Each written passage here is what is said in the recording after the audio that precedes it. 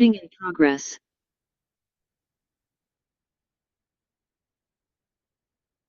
السلام عليكم ورحمة الله وبركاته. أعوذ بالله من الشيطان الرجيم. بسم الله الرحمن الرحيم.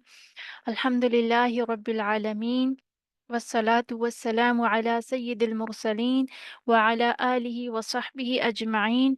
ربي اشرح لي صدري ويسر لي أمري واحلل عقدة من لساني يفقه قولي. ربي زدني علما. اللهم فقهنا في الدين. ربنا لا تزغ قلوبنا بعد إذ هديتنا وهب لنا من لدنك رحمة إنك أنت الوهاب. اللهم اجعل عملي كله صالحا واجعله لوجهك خالصا ولا تجعل لأحد فيه شيئا. اللهم اهد قلبي وسدد لساني واسلل سخيمة قلبي. اللهم إنا نسألك عيشة نقية وميتة سوية ومردا غير مخز ولا فاضح. اللهم حبب إلينا الإيمان وزينه في قلوبنا وكره علينا الكفر والفسوق والعصيان. اللهم أرنا الحق حقا وارزقنا اتباعه وأرنا الباطل باطلا وارزقنا اجتنابه. الحمد لله، الحمد لله. कैसे हैं आप सब؟ आज हमारा इंशाअल्लाह डे नंबर 18 और इसके अंडर आज हम जो टॉपिक्स कवर करेंगे वो हमारा जो फर्स्ट टॉपिक है वो आपकी स्क्रीन के ऊपर नज़र आ रहा है, जो कि है अर्रहमान अर्रहीम के अंदर जो थर्ड एलिमेंट है मेन अक़ीदा का, वो भी आज हम डिस्कस करेंगे। अक़ीदा तौहीद फ़ी अस्मा व सिफ़ात, यानी पहले हमने अल्हम्दुलिल्लाहि रब्बिल आलमीन में तौहीद उलूहियत और तौहीद रुबूबियत, ये दो देखे थे चीज़ें हमने, और आज हम थर्ड वन इंशाल्लाह कवर करेंगे, क्योंकि जैसे कि मैंने पहले भी आपको इस चीज़ की डेप्थ और इस चीज़ की इम्पोर्टेंस के बारे में बताया है कि अक़ीदा कितना इम्पोर्टेंट है। अ, देखने में आज शायद आपको लग रहा होगा कि आज थोड़ा ड्राई सा सब्जेक्ट है, मतलब कोई थ्रिल नहीं है इसके अंदर और कोई एक्साइटिंग टॉपिक नहीं है, क्योंकि हमारा जो माइंड होता है ना, हम इतने थ्रिल के आदी हो जाते हैं, एक्साइटमेंट के इतने आदी हो जाते हैं कि टॉपिक देख के डिसाइड करते हैं कि अच्छा कैसा टॉपिक होगा। तो आज आपकी तादाद से मुझे लग रहा है कि आपने टॉपिक देख के तो इतना ज़्यादा उसको शायद किसी ने वो नहीं बॉदर नहीं किया इतना कि अच्छा आज तो इतना कोई ख़ास टॉपिक नहीं है, जबकि यही सबसे ज़्यादा ख़ास है। और इसके अंदर जो बातें हैं, अ, अगर ये बातें हमें मालूम नहीं होंगी और इसके ऊपर हमारा अक़ीदा दुरुस्त नहीं होगा इस बिहाफ़ पे, और इसकी फाउंडेशन हमारी उस तरह मज़बूत नहीं होगी, तो हम जितनी नमाज़ें पढ़ते रहें, हम जितने अमाल करते रहें, तो ये तो डिपेंड करता है कि अक़ीदा हमारा कैसा है। तो नमाज़ें और इबादतें सब कुछ अक़ीदे के ऊपर सारी की सारी जो है ना वो डिपेंड करती हैं। इसलिए सबसे पहले जो चीज़ हमें, जिस चीज़ के बारे में हमें अवेयरनेस होनी चाहिए, अक़ीदा हमारा बिल्कुल मतलब मैं तो यही कहूँगी कि सबसे पहली और हंगामी बुनियादों पर हमारी जो तरजीह होनी चाहिए वो अक़ीदे से रिलेटेड होनी चाहिए, कि अक़ीदा हम चेक करें कि अब जब से हम ने शऊर वाली ज़िंदगी संभाली, यानी शऊर हमारे अंदर आया है या हम बालिग हुए हैं, तब से अब तक हमने अक़ीदे पे कितना काम किया है, अपने अक़ीदे पे। और ऑनेस्टली बताइए, आप सब यहाँ पे जो लोग मौजूद हैं, आप सब ऑनेस्टली बताइए कि हम नमाज पे भी वर्क करते हैं, हम बाकी चीज़ों को के ऊपर भी वक़्त कर देते हैं, मतलब ध्यान देते हैं, लेकिन हम सब में से अक़ीदे पे कितना किसी ने गौर किया है, कितना वक़्त दिया है उसको दुरुस्त करने पे, या फिर कभी ये जानने की कोशिश की है कि मेरा अक़ीदा भी ठीक है या नहीं? क्योंकि सामने-सामने जो अक़ीदा है, अल्हम्दुलिल्लाह हम अल्लाह को मानते हैं और हम अल्लाह के रसूल को भी मानते हैं, लेकिन इसके अंदर डीप डाउन जाके कितनी इसके अंदर वो है, सेंसिटिविटी है। और क्योंकि موسٹلی جو ہمارا عقیدہ اس وقت معاشرے میں پایا جا رہا ہے نا، توحید کے حوالے سے، آ، میں اس طرف تو میں نہیں جانا چاہوں گی، لیکن یہ ہے کہ اس چیز کو، اس سینیریو کو سامنے رکھتے ہوئے ہمیں ہر ایک کو اپنے عقیدے کو چیک کرنے کی ضرورت ہے، ٹھیک ہے؟ اگر تو ٹپیکل عقیدہ ہے ہمارا جو کہ سرکولیٹ ہو رہا ہے معاشرے میں، جیسے کہ میں نے اس دن بھی بات کی تھی کہ ہماری اکثریت یہی سمجھتی ہے کہ اللہ سبحانہ تعالیٰ ہر جگہ موجود ہے، اور آپ میں سے بھی جو اس وقت موجود ہیں موسٹلی ابھی تک یہی سمجھتے آئے ہوں گے، ایسا ہے یا نہیں ہے؟ کون کون یہ سمجھتا تھا کہ ہم نے بچپن سے یہی سنا ہے، اور آپ آپ کا عقیدہ اسی چیز کے اوپر بنا ہوا تھا کہ اللہ تعالیٰ ہر جگہ موجود ہے، ٹھیک ہے؟ تو آپ میں سے میکسیمم، مجھے آپ نہ بھی یس نو کہیں تو مجھے میکسیمم کا پتہ ہے کہ عقیدہ ہمارا یہی ہے، جب تک کہ کیونکہ ہم نے قرآن و سنت جب کھول کے پڑھنا نہیں ہے، ہمیں صحیح پتہ نہیں چلے گا کہ اللہ سبحانہ تعالیٰ آ، کہاں ہیں، اور اس وقت جو ہے وہ ہم یا ہمیں کس چیز کس عقیدے پہ ہمیں اپنا تکیہ کرنا چاہیے، تو ہمیں کیسے پتہ چلے گا؟ ظاہر ہے جو دین آپ جنریشن ٹو جنریشن جو آگے ٹرانسفر کرتے ہیں، وہ ضروری نہیں کہ وہ دین ٹھیک ہے، ٹھیک ہے؟ ہمیں خود قرآن و سنت کے کو کھول کے پڑھنا چاہیے، کب تک ہم اپنے آباء و اجداد کے طریقے کو لے کے چلیں گے، کب تک ہم ان رسومات کو فالو کریں گے؟ کیونکہ ہمارے یہاں کچھ بھی ہو رہا ہوتا ہے نا، جیسے شب رات آتی ہے، آپ یہ کیوں کریں؟ اما ابا کرتے تھے، جب بھی 15 تاریخ آتی تھی اما ابا نیاز بناتے تھے، تو اس لیے ہم کر رہے ہیں۔ اور اس کے علاوہ وہ آئے، شب معراج آئے، ٹھیک ہے، جو 27ویں رجب کو ہوتی ہے، وہ کیوں کر رہے ہیں؟ اما ابا کر رہے تھے، ہم نے بھی یہی کیا، مطلب ہمارے تو پیچھے سے یہی چلا آ رہا ہے، تو ہم بھی اسی وجہ سے کرتے ہیں، مطلب ہمارے پاس کوئی اتھینٹک وہ نہیں ہے، ریزن نہیں ہے کسی بھی عمل کو کرنے کا۔ تو یہ ساری چیزیں عقیدے سے ریلیٹڈ ہیں، اگر ہمارے عقیدے میں بدعت ایڈ ہو گئی ہے، اور وہ شب رات اور شب معراج اور یہ ساری چیزیں ہم صرف اس لیے وہ ان کو سیلیبریٹ کر رہے ہیں، اس کے پیچھے آپ کا اپنا کوئی وہ نہیں ہے، آپ کی تھاٹس نہیں ہیں، آپ کی کوئی تھنکنگ نہیں ہے، کوئی آپ کی ریسرچ نہیں شامل، تو آپ کیا ایک بدعت کو پروموٹ کر رہے ہیں، اور بدعت عقیدے کو خراب کرنے والی چیز ہے، جیسے جو سرقہ ہے شہد کو شہد خراب کو کر خراب دیتا ہے کر نا، دیتا ہے نا، ایسے ایسے ہی ہی اس طرح اس کی طرح کی بدعت جو ہے وہ آپ کے ایمان کو خراب کرتی ہے، ٹھیک ہے؟ یعنی عقیدے کو خراب کرتی ہے، تو اس لیے عقیدہ بہت زیادہ اہم ہے، اور اس کی میں کیوں اتنا زیادہ اس کے اوپر سٹریس دے رہی ہوں، کیونکہ ہمارے سلف نے ہمیں جس چیز کی امید دلائی ہے کہ انسان اگر گناہ گار بھی ہوگا نا، قیامت کے دن اس کے عقیدے کو چیک کیا جائے گا، اگر اس کا عقیدہ درست ہے تو یہ ہے کہ اس کے عقیدے کے بہاف پہ اللہ سبحانہ تعالیٰ کی رحمت اس پہ ہو جائے، یہ ہمارا حسن ظن ہے، جو ہمارے اسکالرز نے ہم تک پہنچایا ہے، تو اس لیے عقیدہ بہت اہم ہے، جس کو سیکھنا ہمارے لیے ضروری ہے، اور آپ میں سے موسٹلی ایسے ہیں جو بگنرز ہیں، یعنی کہ فرسٹ ٹائم جن کا انٹریکشن ہو رہا ہے تفسیر اور اس طرح کی ڈیٹیل سبجیکٹ کے ساتھ، اور کچھ ایسے ہیں جو آلریڈی الحمدللہ نہ ہو رکھتے ہیں اس بارے میں، تو ان کی اور زیادہ پختگی آ جائے گی، اور زیادہ کلیئرٹی آ جائے گی، اور جن کا فرسٹ اٹیمپٹ ہے، یا فرسٹ ٹائم وہ سن رہے ہیں اس چیز کو، تو وہ اپنے اس اس کے بہاف پہ اپنے عقیدے کو چیک کر لیں گے انشاءاللہ۔ تو اس میں ہر ایک کے لیے بہت سارے پرلز ہیں جو بہت امپورٹنٹ ہیں اور بہت قیمتی ہیں، جن کو اپنانا انتہائی اہم ہے ہمارے لیے، ٹھیک ہے؟ تو چلیں، آج کا ہمارا یہ والا ٹاپک ہے عقیدہ توحید فی اسماء و صفات، ٹھیک ہے؟ اینڈ دین اس کے بعد ہم اگلا ٹاپک ہم جو کریں گے وہ بھی بہت انٹرسٹنگ ٹاپک ہے اکارڈنگ ٹو یو، آپ سب کے کیونکہ جیسے میں نے پہلے کہا کہ ہم تھوڑا تھرلنگ والا ٹاپک اور ایکسائٹنگ ٹاپک اور تھوڑا سا جو ٹچ کرنے والا ہوتا ہے ٹاپک، ہم اس کے بہاف پہ پھر اگلی بات کو بھی پرکھتے ہیں کہ ہاں آج کیا بات ہونے والی ہے، تو اس حساب سے آپ کے لیے پسندیدہ ٹاپک آگے آ رہا ہے، اور ہم انشاءاللہ وزڈم دیکھیں گے۔ ابھی تک ہم نے جتنا پڑھا ہے نا، جیسے الحمد للہ رب العالمین، اینڈ دین الرحمن الرحیم، اور آج ہم انشاءاللہ اپنی آیت نمبر 3 کو بھی کنیکٹ کریں گے اس کے ساتھ۔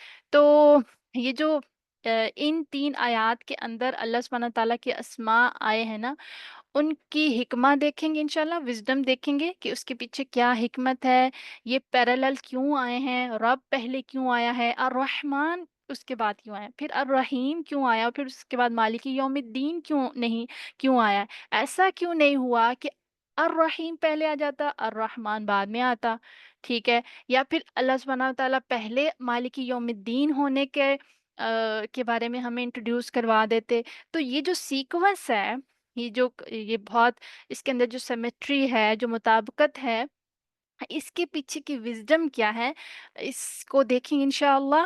اینڈ دین پھر آج ہم فائنلی اپنی آیت نمبر 3 پہ چلیں گے، جو کہ ہمارا ٹاپک ہوگا مالک اور ملک۔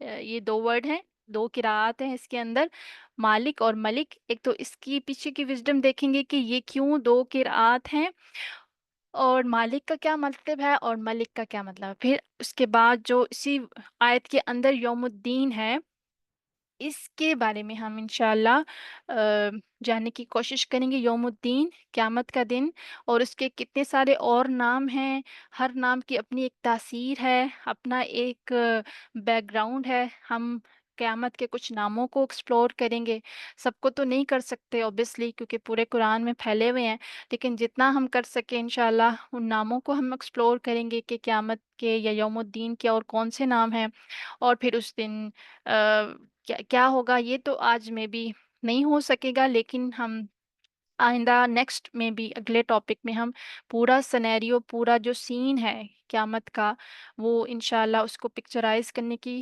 کوشش کریں گے through words and through Quranic, اور اللہ کے رسول صلی اللہ علیہ وسلم کی جو احادیث ہیں اس کے تھرو ہم اس کو پکچرائز کرنے کی کوشش کریں گے، اور سمجھنے کی کوشش کریں گے کہ کون سا مرحلہ، کس مرحلے پہ کیا ہوگا، سب سے پہلے کیا ہوگا، نفخہ جو اول ہوگا وہ کب ہوگا، کس وقت ہوگا، پھر نفخہ ثانیہ جو ہوگا، دوسرا نفخہ جو ہوگا وہ کب ہوگا، اینڈ دین سو آن، ہم پوری، تاکہ ہمیں ہر مرحلے کا پتہ ہو اور ہمارے سامنے ہو چیزیں، ہمارے سامنے نہیں ہے نا یہ چیزیں، ہم کہتے ہیں اٹس ویری فار، کیونکہ ہم نے کبھی دیکھا نہیں ہے نا، ہم حقیقت کو زیادہ پسند کرتے ہیں، جو چیز ہم اپنی آنکھوں سے دیکھ لیتے ہیں ہم اس پہ زیادہ بیلیو کرتے ہیں، جبکہ قیامت کے اوپر کا یقین جو ہے، جو عقیدہ یوم الآخرہ ہے ہمارا، جو قیامت کے دن پہ ہمارا یقین ہے کہ وہ آئے گی، اس نے آنا ہے، وہ تبھی پختہ ہوگا جب ہمیں پوری اس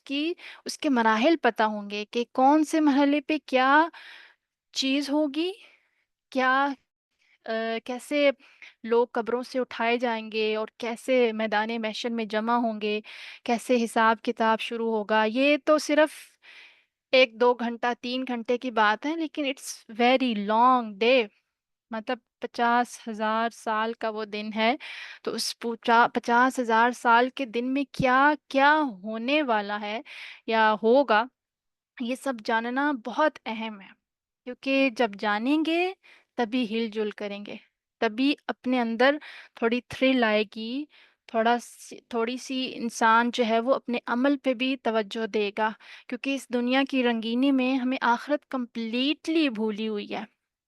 ایک تو یہ ہے کہ وہ ہمارے سامنے نہیں ہے، اور دوسرے نمبر پہ یہ ہے کہ ہم نے اس کے بارے میں کوئی اتنی زیادہ انفارمیشن بھی نہیں کلیکٹ کی ہوئی، کوئی ریسرچ نہیں ہے ہماری، اور بس سنی سنائی، کبھی ادھر سے اڑتی ہوئی کوئی حدیث سن لی، کبھی ادھر سے پڑھتے پڑھتے کوئی قرآن کی آیت سامنے آ گئی، لیکن ایک کمپلیٹ A to Z جو پورا سنیریو ہے، پوری پکچر ہے، پورا ایک انسیڈنٹ جب ہوتا ہے کوئی، تو اس انسیڈنٹ کو کے بارے میں سمجھ تبھی آتی ہے جب A to Z ساری چیزیں ڈسکس کی ہوں، پتہ ہوں کہ کس مرحلے پہ کیا ہوتا ہے، کیونکہ یہ تانے بانے ایک عام جو لے مین ہے، وہ کیونکہ قرآن میں پورے میں بکھری ہوئی ہیں، وہ قرآن کا جو قیامت کا دن ہوگا نا، وہ پورا بکھرا ہوا ہے کہ کس وقت پہ کیا ہوگا، کس وقت پہ کیا ہوگا، تو اس کو گیدر کرنا، ایک کمپلیٹ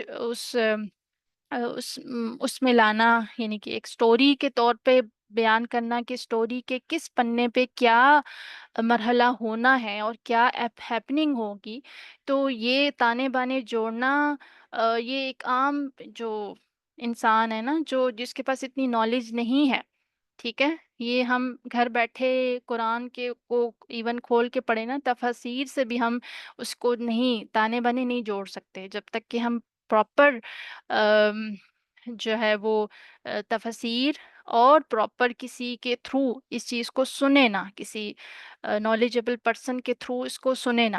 تو اس لیے ہمارے علماء نے بڑے اچھے طریقے سے، اور اس کے اوپر بہت ساری کتابیں بھی لکھی گئی ہیں، قیامت کا پورا منظر کھینچا گیا ہے.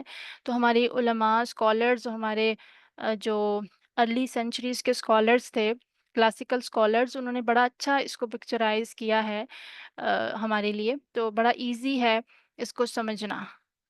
بس رہ کیا گیا ہے، میری اور آپ کی توجہ، اور میرے اور آپ کے پاس وقت کا ہونا، اور اندر لگن کا ہونا کہ I want to know the day of قیامہ، کہ کیسے سب کچھ شروع ہوگا، کیسے ہر چیز جو ہے وہ اپنے مراحل پورے کرے گی، اور کیسے آ، اختتام کو پہنچے گا یہ سارا مرحلہ.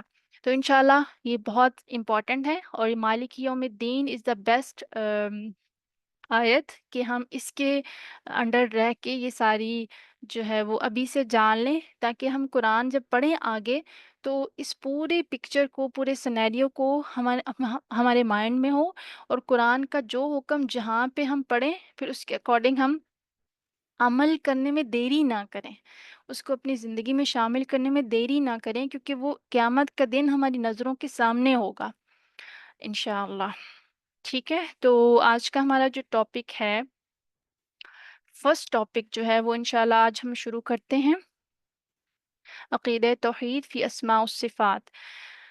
اچھا، اس میں سب سے پہلے ہمیں یہ جاننا بہت ضروری ہے کہ جو صحیح عقیدہ ہے وہ کیا ہے.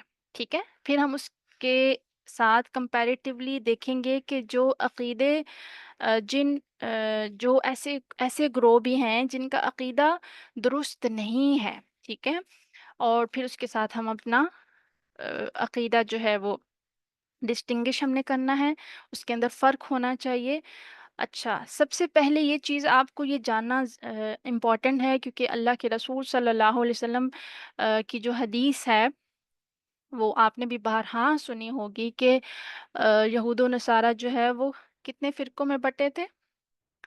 72 فرقوں میں. ٹھیک ہے، اور میری امت 73 فرقوں میں بٹے گی. ٹھیک ہے، تو اس کا مطلب ہرگز یہ نہیں ہے کہ یہ حکم ہے. ٹھیک ہے، اللہ کے رسول صلی اللہ علیہ وسلم نے پیشن گوئی کی تھی کہ اختلاف بہت ہوگا امت کے درمیان، اور اس میں سے جو ایک ہی فرقہ، اللہ کے رسول صلی اللہ علیہ وسلم نے فرمایا تھا کہ ایک فرقہ جو ہوگا وہ حق پر ہوگا. اب ہر کوئی اپنے آپ کو اگر اس فرقے میں سے سمجھے گا، تو پھر یہ دیکھنا پڑے گا نا کہ اللہ کے رسول صلی اللہ علیہ وسلم نے جو کرائیٹیریا بتایا ہے اس فرقے کو پرکھنے کا، وہ کیا ہے. اور میں اور آپ اپنا عقیدہ اس کرائیٹیریا کے اوپر، اس میزان، اس کسوٹی کے اوپر رکھ کے چیک کریں گے. ٹھیک ہے، اگر تو اس جگہ فٹ بیٹھ رہا ہے تو خوش ہو جائیں، الحمدللہ کہ عقیدہ درست ہے، جس کے بارے میں اللہ کے رسول صلی اللہ علیہ وسلم نے ہمیں بشارت دی ہے کہ ایک ہی جو گروہ ہے، ایک ہی فرقہ حق پہ ہوگا، اور وہ کون سا ہوگا وہ انشاءاللہ ابھی ہمیں دیکھنا ضروری ہے. اچھا، اس فرقے کے بارے میں نا ڈفرینٹ نیمز آتے ہیں. ایک تو اس کو جو نام دیا جاتا ہے اہل سنہ والجماعہ. ٹھیک ہے، یا پھر اس کو کہتے ہیں فرقہ ناجیہ، الفرقۃ الناجیہ. فرقہ ناجیہ، نون یعنی نون الف جیم یہ اور پھر گول تے جو ہوتی ہے، فرقہ ناجیہ. یا پھر اس کو آپ کہہ سکتے ہیں، فرقہ ناجیہ کا کیا مطلب ہوتا ہے؟ نجات پانے والا فرقہ. اور اہل سنہ والجماعہ جو اہل سنت کی جو جماعت ہے. اب ہمارے ہاں ایک فرقہ ہے جو اپنے آپ کو اس فرقے مطلب اس کے ساتھ لنک کرتا ہے، لیکن ضروری نہیں ہے کہ ایک ہی کوئی فرقہ جو ہے وہ اپنے آپ کو اس سے لنک کر سکتا ہے. ہر فرقے میں سے بھی لوگ ہو سکتے ہیں، الا یہ کہ اس بہاف پہ کہ ان کا عقیدہ جو ابھی میں آپ کو بتاؤں گی کرائٹیریا اس کے اوپر فٹ آ رہا ہے، میں نہیں بلکہ جو حدیث ہمیں بتا رہی ہے، اگر اس کے اوپر وہ فٹ آ رہا ہے تو دیٹ مین کہ ہر فرقے میں سے بھی لوگ ہو سکتے ہیں، ٹھیک ہے؟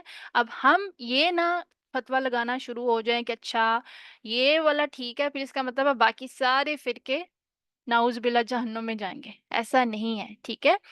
ہر ایک کا پرسنلی انڈیویجلی انفرادی طور پر اس کا عقیدہ پرکھا جائے گا، اور اس کا عقیدہ چاہے وہ جس بھی فرقے سے تعلق رکھتا ہے، ٹھیک ہے، ہو سو ایور، کوئی اس میں وہ نہیں ہے، ہم کسی کو پوائنٹ آؤٹ نہیں کریں گے، بس میں اور آپ اپنا عقیدہ درست کرنے کی کوشش کریں گے تھرو احادیث جو کہ اللہ کے رسول نے ہمیں بتایا ہے، یا جو کرائٹیریا ہمیں اللہ کے رسول ہمارے لیے سیٹ کر کے گئے ہیں۔ حدیث ہے، پہلی حدیث میں یہاں پہ آپ کے سامنے رکھتی ہوں۔ مغیرہ بن شعبہ کہتے ہیں کہ نبی کریم صلی اللہ علیہ وسلم نے فرمایا لا يزال طائفة من امتی ظاہرین حتی یأتیہم امر اللہ وظاہرون، کہ میری امت کا ایک گروہ غالب رہے گا حتیٰ کہ اللہ کا فیصلہ آ جائے، قیامت آ جائے، اور وہ غالب ہی ہوں گے۔ یعنی کہ نبی کریم صلی اللہ علیہ وسلم کی اس حدیث سے ہمیں کیا پتہ چلتا ہے کہ امت کا ایک گروہ قیامت کے دن تک غالب رہے گا، ٹھیک ہے، آ، حق پہ رہے گا، غالب کا مطلب ہے حق پہ رہے گا اور جہنم سے بچ جائے گا۔ اب اس گروہ کو فرقہ ناجیہ بھی کہا جاتا ہے، جس کے معنی ہے نجات پانے والا گروہ، اللہ تعالیٰ کی طرف سے قیامت تک ان کی مدد کی جاتی رہے گی، اور اس کی وجہ سے اس کو الطائفہ المنصورہ بھی کہا جاتا ہے۔ تو ہمارے پاس کتنے نام ہو گئے؟ اہل سنہ والجماعہ، ایک تو یہ نام بھی ہوتا ہے جو ہے جو صحیح عقیدے پہ ہوتے ہیں، یا پھر ان کو فرقہ ناجیہ بھی کہا جاتا ہے، جو کہ اللہ اور اللہ کے رسول صلی اللہ علیہ وسلم اور صحابہ کی سنت پر ہوتے ہیں۔ اینڈ دین الطائفہ المنصورہ بھی کہا جاتا ہے، یعنی جس کی مدد کی جاتی ہے۔ تو اس حدیث نے ہمیں کیا بتایا کہ قیامت تک ایسے لوگ رہیں گے آ، یا ایسا گروہ رہے گا جو ہمیشہ حق پر قائم رہے گا۔ اب اس کی میجورٹی نہیں بتائے گی کہ وہ تعداد میں بہت زیادہ ہوں گے، ہو سکتا ہے تعداد میں بہت کم ہو، ٹھیک ہے، اور آپ کو نظر بھی نہ آتے ہوں، اور ان کے اندر کا عقیدہ آپ تک پہنچ بھی نہ رہا ہو، لیکن وہ حق پر ہیں۔ تو اللہ سبحانہ و تعالیٰ کی طرف سے ہمیں کیا خوشخبری ملی ہے اس حدیث کے تھرو کہ اللہ سبحانہ و تعالیٰ قیامت تک ان کی مدد کرتا رہے گا، اسی لیے ان کو الطائفہ منصورہ بھی کہا جاتا ہے۔ ایک اور حدیث ہے، اللہ کے رسول صلی اللہ علیہ وسلم نے فرمایا میری امت کے گروہ منصور رہے گا، اس کی مدد کی جاتی رہے گی اور ان کو کوئی نقصان نہیں پہنچے گا، اور وہ غالب رہیں گے اور کوئی ان کا ساتھ دے یا نہ دے یہاں تک کہ قیامت قائم ہو جائے۔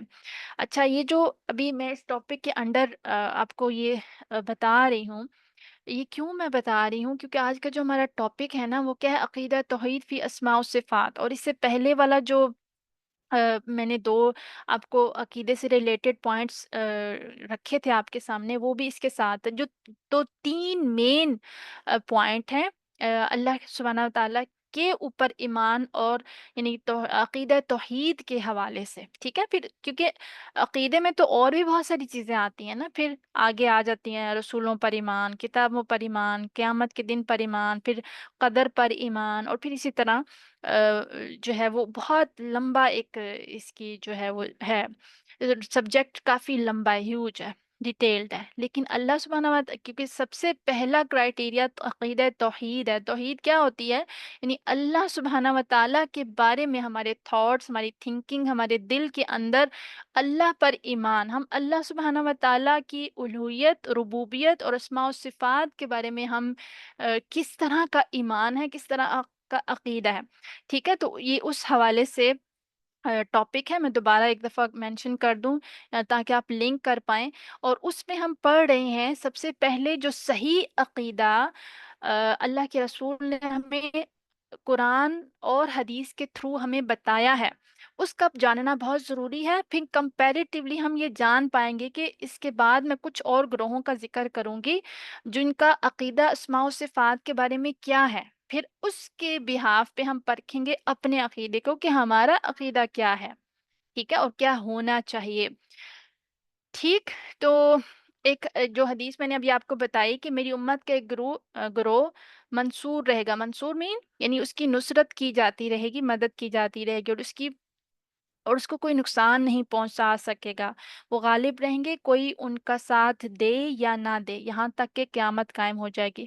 دیکھیں، جس کے دل میں عقیدہ راسخ ہو جاتا ہے نا، جو صحیح عقیدہ، صحیح العقیدہ اور قرآن اور سنت کے مطابق جو ایک مومن مسلمان ہوتا ہے، پھر وہ اتنا اندر سے مضبوط ہو جاتا ہے کہ پھر باہر کی چیزیں اس کو پھر ہلا نہیں سکتی۔ تو یہ حدیث اس طرف بھی اشارہ کر رہی ہے کہ وہ اس کے اندر جو ایمان راسخ ہوا ہے نا، یہ کمال اس کا اپنا نہیں ہے، اس میں اللہ سبحانہ و تعالیٰ کی مدد شامل ہے، کیونکہ اس نے پہلے ایفرٹ کر کے صحیح عقیدے تک پہنچا، اور صحیح عقیدہ جب وہ جان لیا، اس نے سرچ کر لی قرآن و حدیث کے تھرو، تو پھر اس کے اوپر وہ پکا ہو گیا۔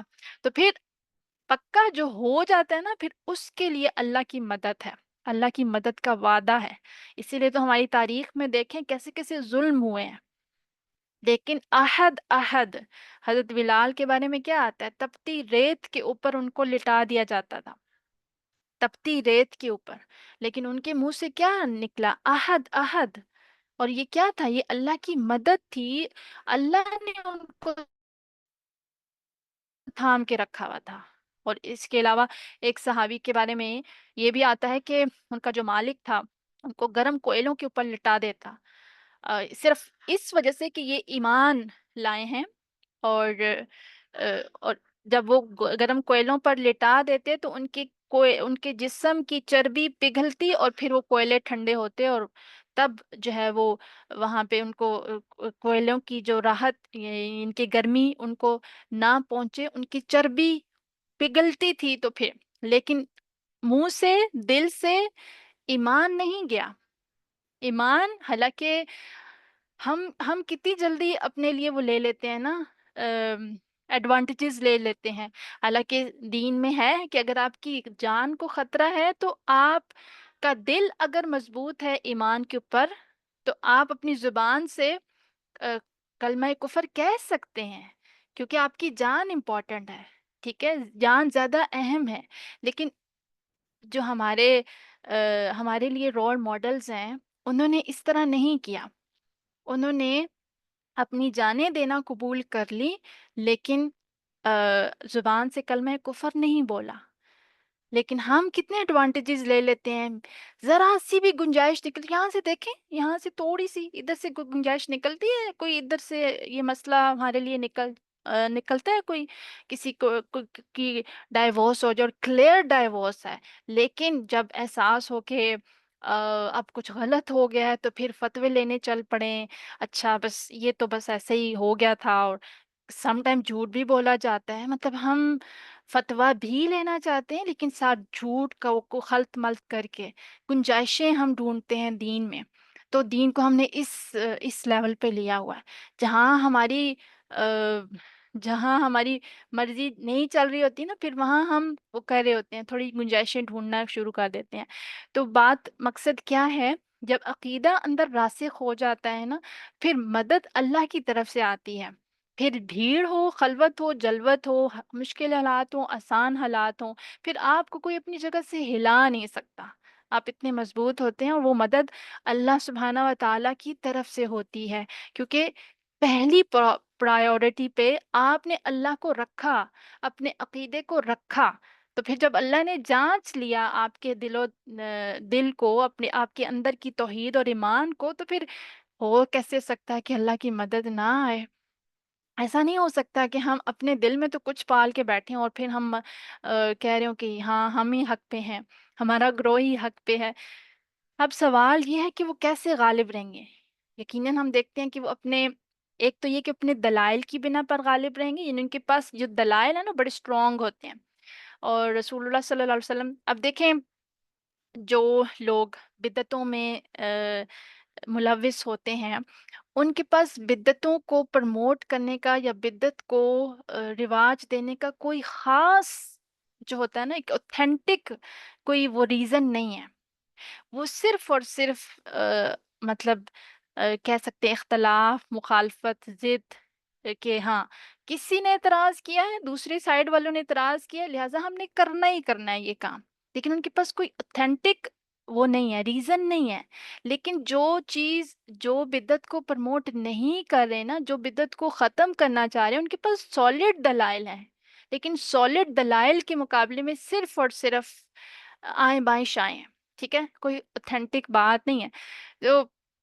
تو جو صحیح عقیدہ والے ہوتے ہیں ان کے پاس دلائل بڑے اوتھینٹک ہوتے ہیں، اور اللہ کے رسول صلی اللہ علیہ وسلم نے فرمایا کہ اسلام جو ہے نا وہ اجنبیت سے شروع ہوا ہے اور وہ دوبارہ اجنبی ہو جائے گا۔ اور آج ہم دیکھتے ہیں اسلام غریب ہے، ٹھیک ہے، غربا کس کو کہتے ہیں؟ اجنبی۔ عربک میں عربک میں غربا، ویسے تو ہم غریب کو کہتے ہیں نا، غربا اجنبی، ٹھیک ہے، ان نون۔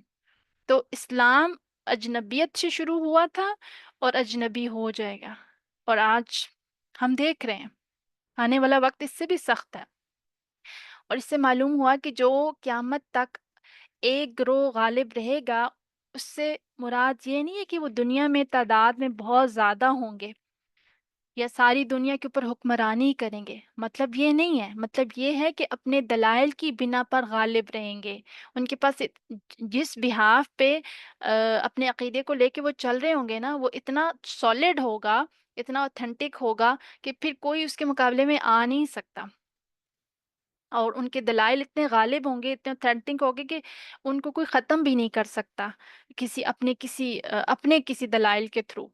تو فرقہ ناجیہ جو ہے، جیسے میں نے بھی کہا، یہ کون سا فرقہ ہے، یا اس کو ہم کیسے کس کرائٹیریا پر پرکھیں گے؟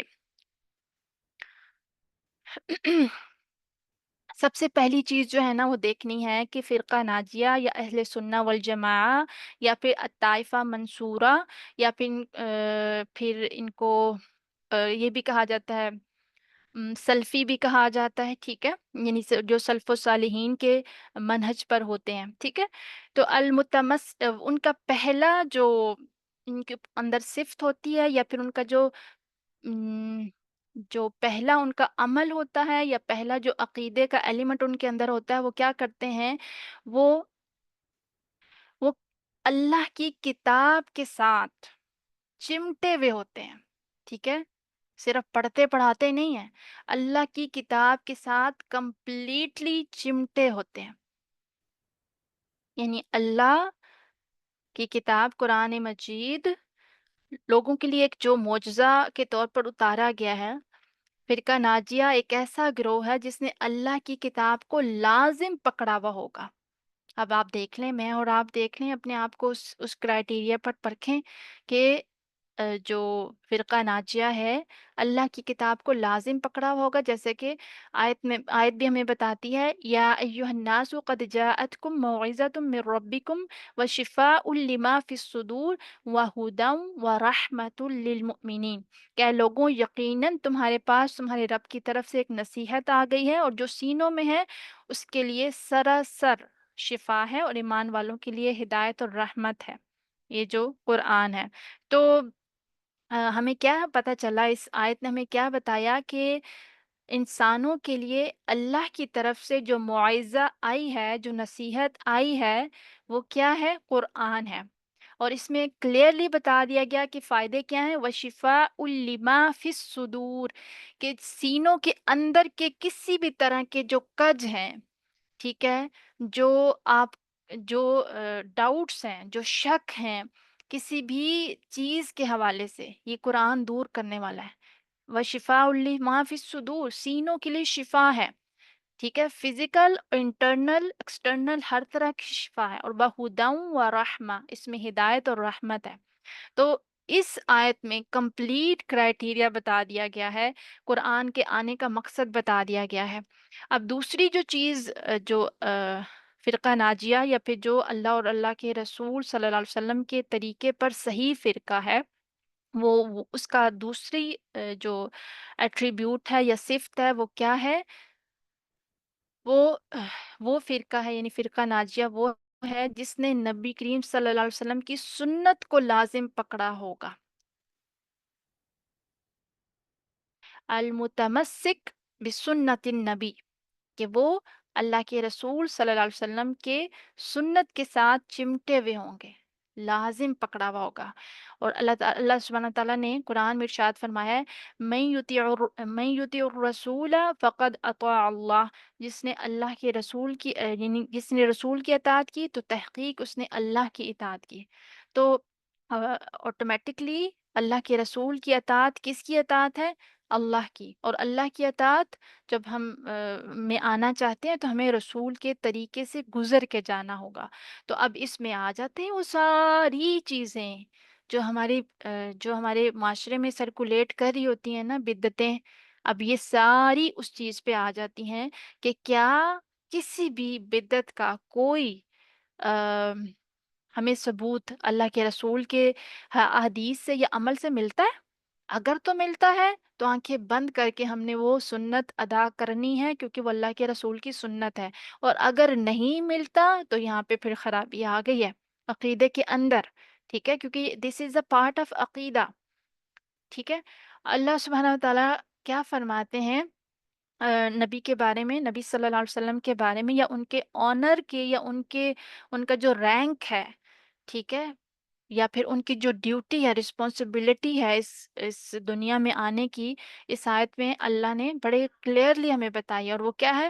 لَقَدْ مَنَّ اللَّهُ عَلَى الْمُؤْمِنِينَ إِذْ بَعَثَ فِيهِمْ رَسُولًا مِّنْ أَنفُسِهِمْ يَتْلُو عَلَيْهِمْ آيَاتِهِ، یعنی کہ اللہ سبحانہ تعالیٰ نے مسلمانوں پر بڑا احسان کیا ہے۔ سب سے پہلے اللہ اپنے احسان کا حوالہ دے رہے ہیں کہ لقد من اللہ، اللہ نے احسان کیا ہے کس پر؟ مومنوں پر۔ کیوں؟ کیا کر کے؟ اذ بعث فیہم، جب ان میں رسول بھیجا۔ اور وہ کیا کرتے ہیں؟ رسول کا کیا رسول کی کیا رسپانسبلٹی ہے؟ یتلو علیہم آیاتہ، پہلی چیز جو وہ کرتے ہیں نا، ان کی جو رسپانسبلٹی ہے، وہ آیات کو پڑھ کر سناتے ہیں۔ وَيُزَكِّيهِمْ، اور انہیں تزکیہ ان کو پاک کرتے ہیں۔ وَيُعَلِّمُهُمُ الْكِتَابَ، اور انہیں کتاب کی تعلیم دیتے ہیں۔ والحکمہ، اور حکمت سکھاتے ہیں، وزڈم سکھاتے ہیں۔ وَإِن كَانُوا مِن قَبْلُ لَفِي ضَلَالٍ مُبِينٍ، اور اس سے پہلے تم کیا تھے؟ کھلی گمراہی میں تھے۔ اللہ نے تم پر احسان کیا رسول کو بھیج کے۔ رسول کو بھیجنے کا کیا مقصد ہے؟ کہ تمہارے صبح سے لے کر شام تک 24/7 تمہارا جو طریقہ ہے وہ رسول کے مطابق ہو، صلی اللہ علیہ وسلم کے مطابق۔ ایسے تھوڑی بھیج دیا ہے کہ بس ٹھیک ہے جی، ان کے پاس آئی تھی ایک وحی اور انہوں نے قرآن ہم تک پہنچا دیا، اب ان کا رول ختم ہو گیا، اب ہماری اپنی مرضی ہے، ہم جیسے چاہیں زندگی گزاریں۔ نہیں، اللہ کے رسول اس دنیا سے جا چکے ہیں، لیکن ان کا طریقہ موجود ہے اور قیامت تک موجود رہے گا، اور ہمارے لیے قابل عمل ہے۔ اور ہم نے اسی کے مطابق اپنی شادی بیاہ، اپنے غم خوشی، اپنا لینا دینا، اپنی کاروبار، بزنس، ڈیلنگ، اور ہر طرح کے معاملوں میں ہم نے اللہ کے رسول کی سنت کو فالو کرنا ہے۔ اور ہمارے رسول ہمیں کلیئرلی ہر موقع کے بارے میں گائیڈ کر کے گئے ہیں۔ انہوں نے کسی بھی طرح کی کوئی ایسا شگاف نہیں چھوڑا جہاں ہمیں لگے کہ ہاں اس معاملے میں ہمیں گائیڈنس نہیں ملی۔ اللہ کے رسول صلی اللہ علیہ وسلم کا تو ہم پر اتنا بڑا احسان ہے کہ واش روم، بیت الخلاء کو کیسے یوز کرنا ہے، سبحان اللہ، ہمارے رسول تو وہ بھی بتا کر گئے ہیں۔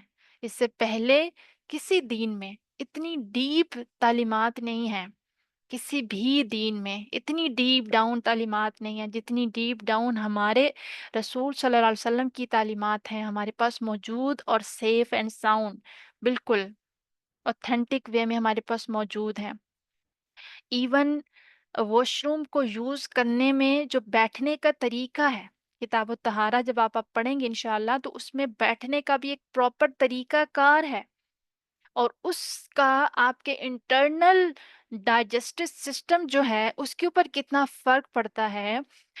یہ تو پھر ظاہر ہے، آپ سائنس کو آپ جب سرچ کرتے ہیں، سائنس کے حوالے سے پڑھتے ہیں، تو آپ کو پتہ چلتا ہے کہ جو سنت کے طریقہ کار ہیں وہ یعنی کہ آپ عین حق ہیں، اور قابل عمل ہے اور دوسرا عین سائنس کے مطابق ہے۔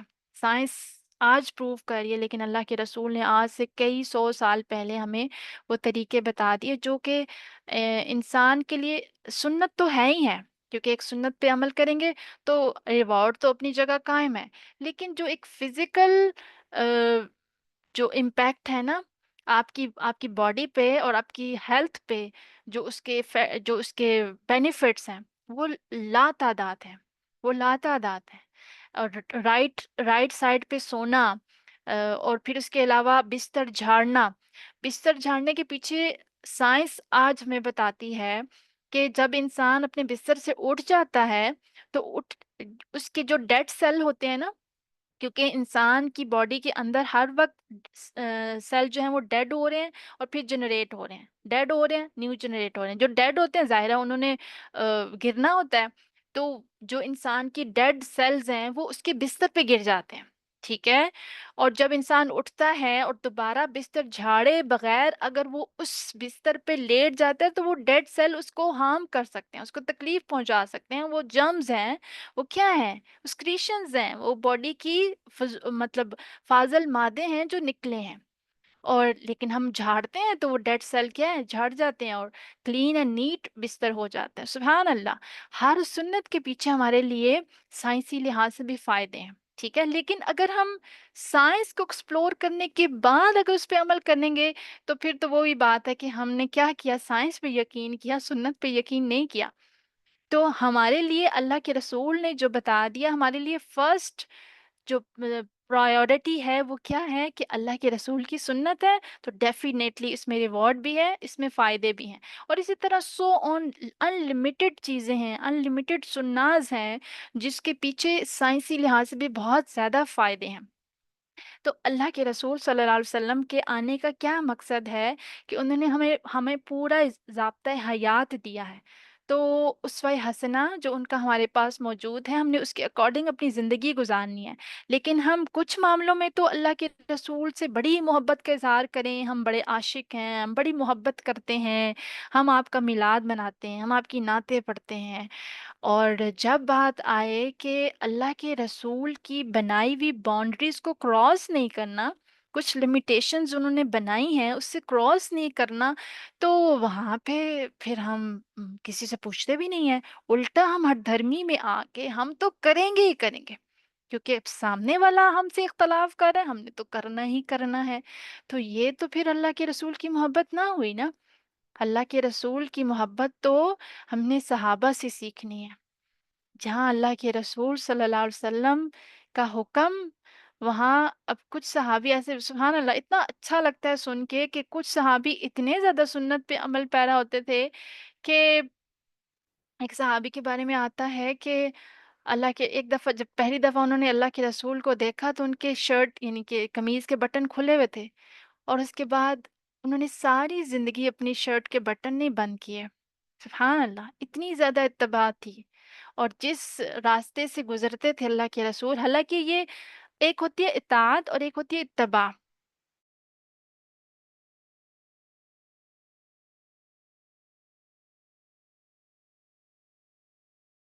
آپ اس کو کریں تو بہت اچھی بات ہے، نہ کریں تو اٹس جائز فار یو، لیکن اتباع تھی، صحابہ کے اندر اتباع رسول صلی اللہ علیہ وسلم تھی۔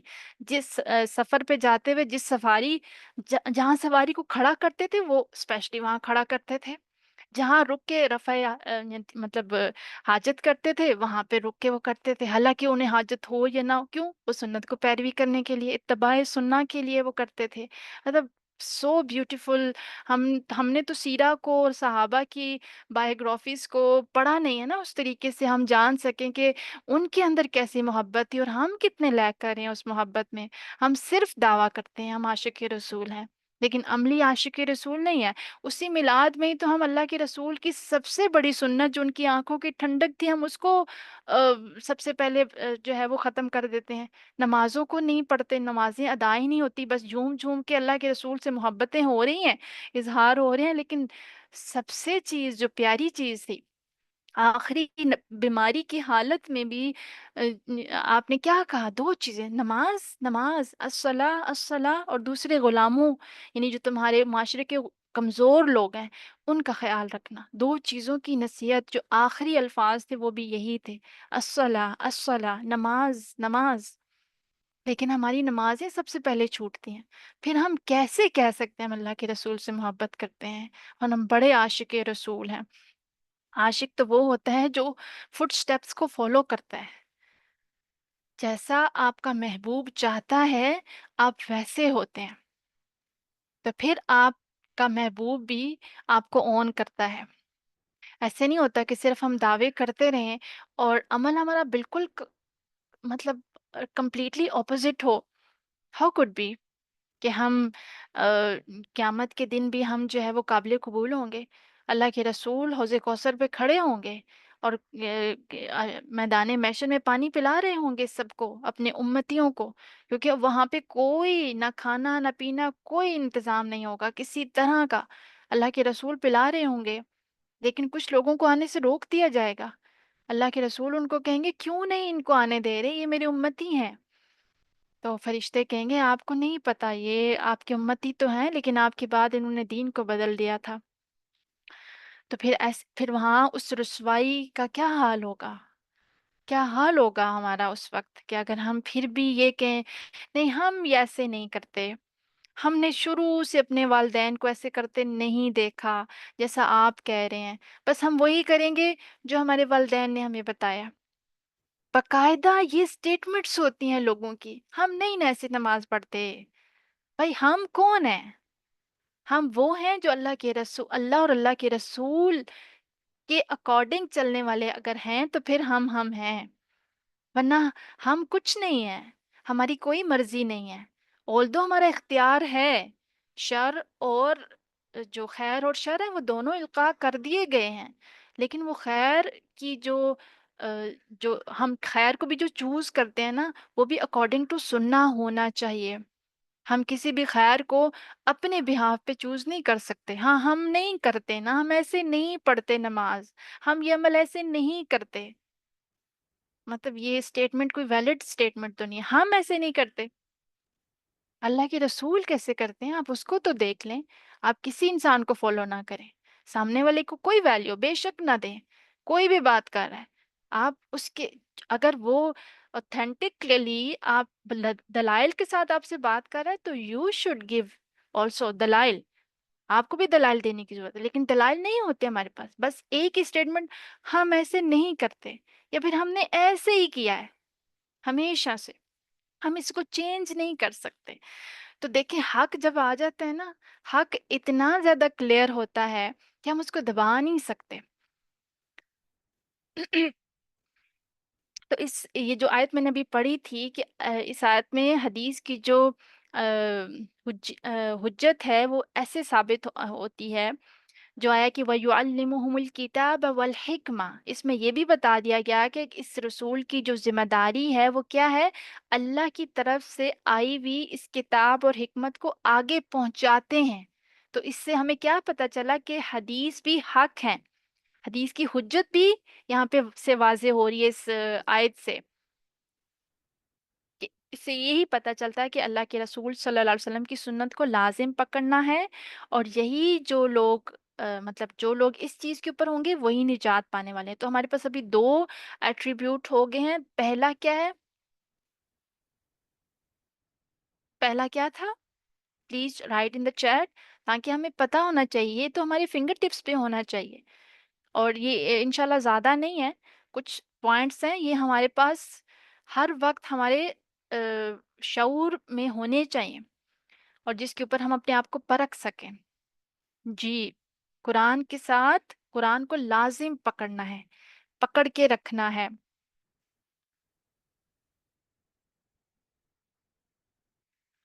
اور دوسری کیا ہے؟ اللہ کے رسول صلی اللہ علیہ وسلم کی سنت کو لازم پکڑنا ہے۔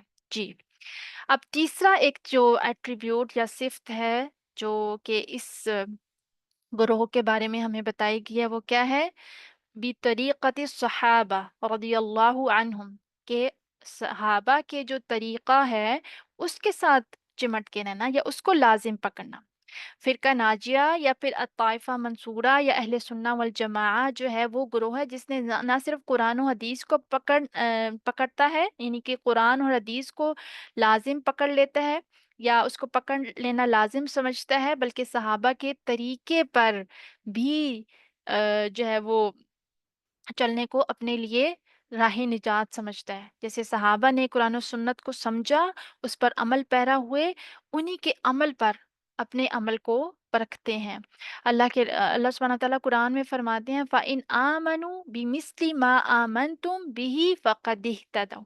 مطلب اتنی کلیئر کٹ یہ آیت ہمیں بتا رہی ہے کہ اگر وہ تمہاری طرح ایمان لائیں، جیسا کہ ایمان تمہارا ہے، تمہارا مطلب ظاہرہ صحابہ کی طرف اشارہ ہے کہ فَإِنْ آمَنُوا اگر وہ ایمان لائیں بِمِثْلِ مانند یا مثال اس کے ما آمنتم جو ایمان تم لائے ہو بھی ہی اس ایمان کے ساتھ، تو کیا ہوگا فَقَدِ اهْتَدَوْا، تو البتہ تو تحقیق وہ کیا ہوگے ہدایت پائی۔ یعنی کہ ہدایت کا کرائٹیریا یا فلاح کا کرائٹیریا یا نجات پانے کا کرائٹیریا کیا ہے کہ ہمیں ایمان لانا ہے جیسا ایمان صحابہ لائے تھے۔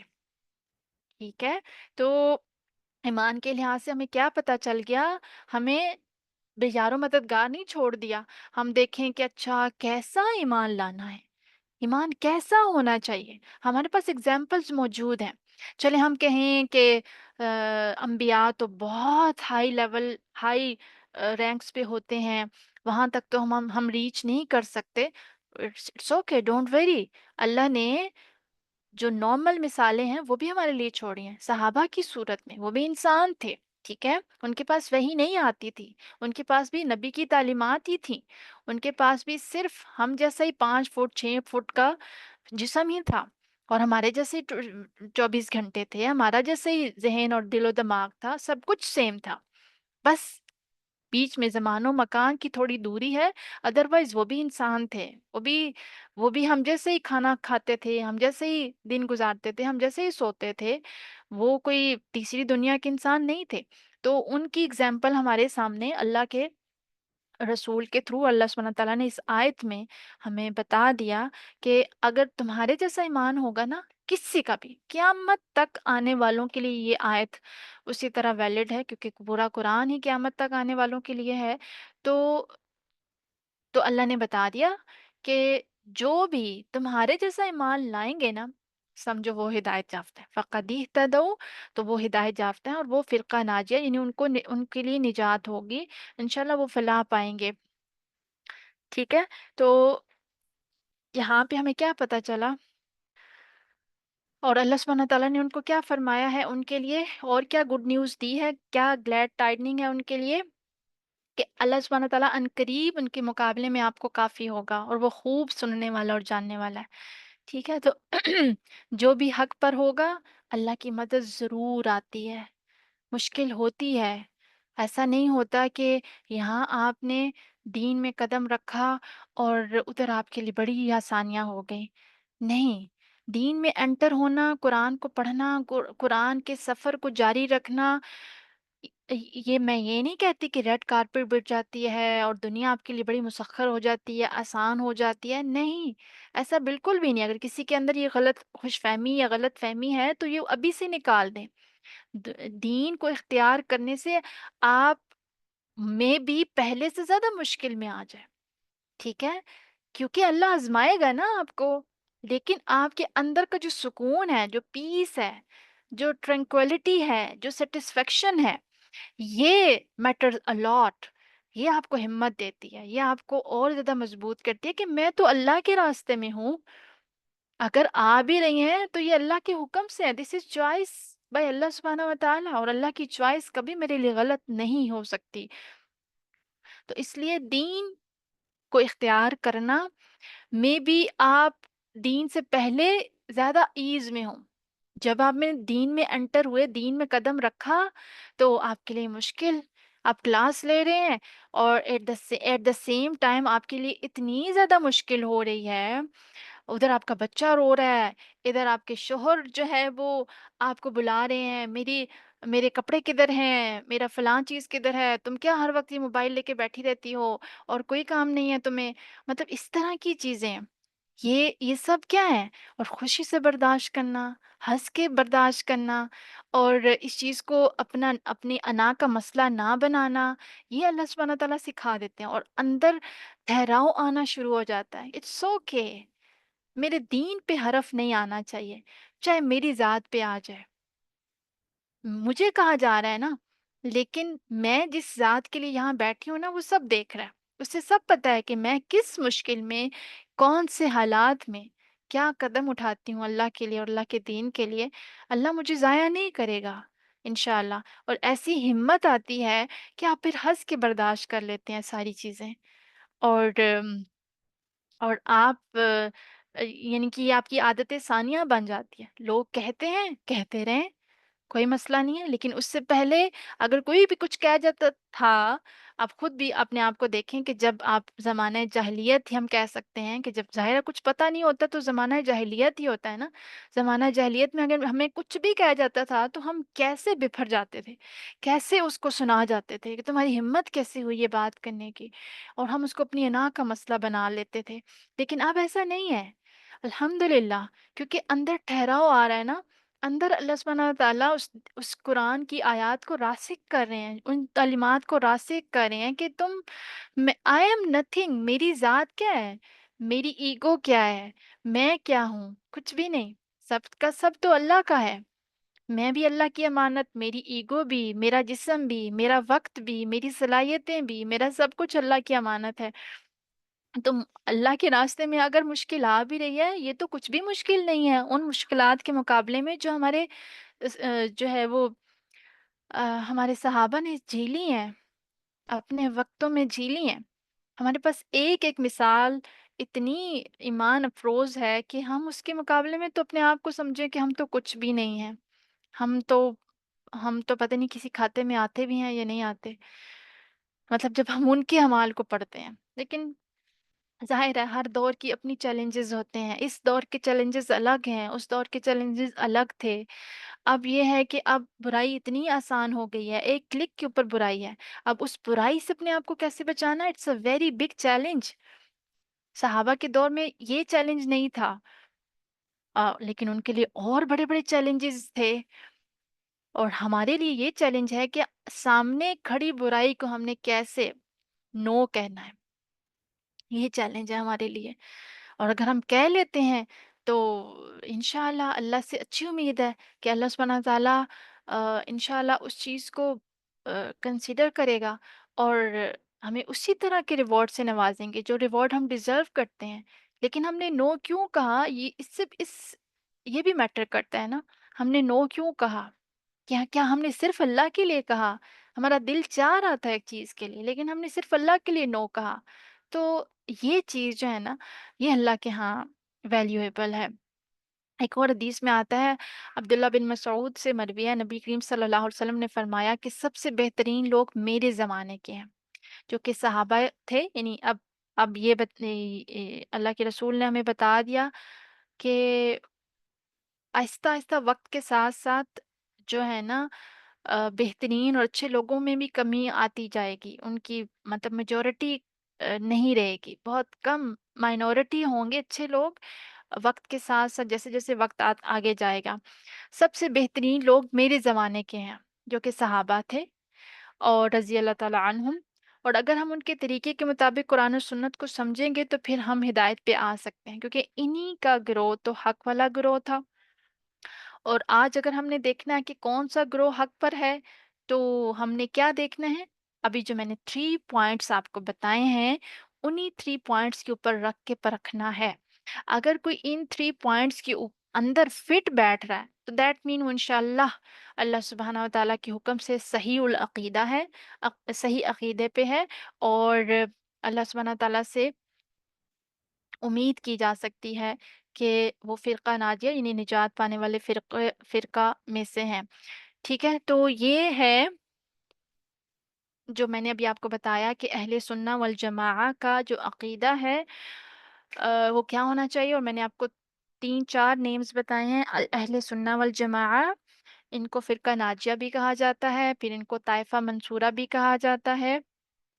اور یہ سارے نیم جو میں نے ابھی آپ کے سامنے رکھے ہیں، ان کی جو ایٹریبیوٹس ہیں وہ کیا ہیں؟ وہ 3 طرح کے ہیں کہ وہ اللہ کی کتاب کو لازم پکڑتے ہیں، اللہ کے رسول کی سنت کے ساتھ چمٹے ہوئے ہیں، یعنی کتاب و سنت ان دو کو اپنے ساتھ مضبوطی سے ان کو تھاما ہوا ہے، اور تیسرا صحابہ کے طریقے کو، یعنی صحابہ جیسا ایمان لاتے ہیں۔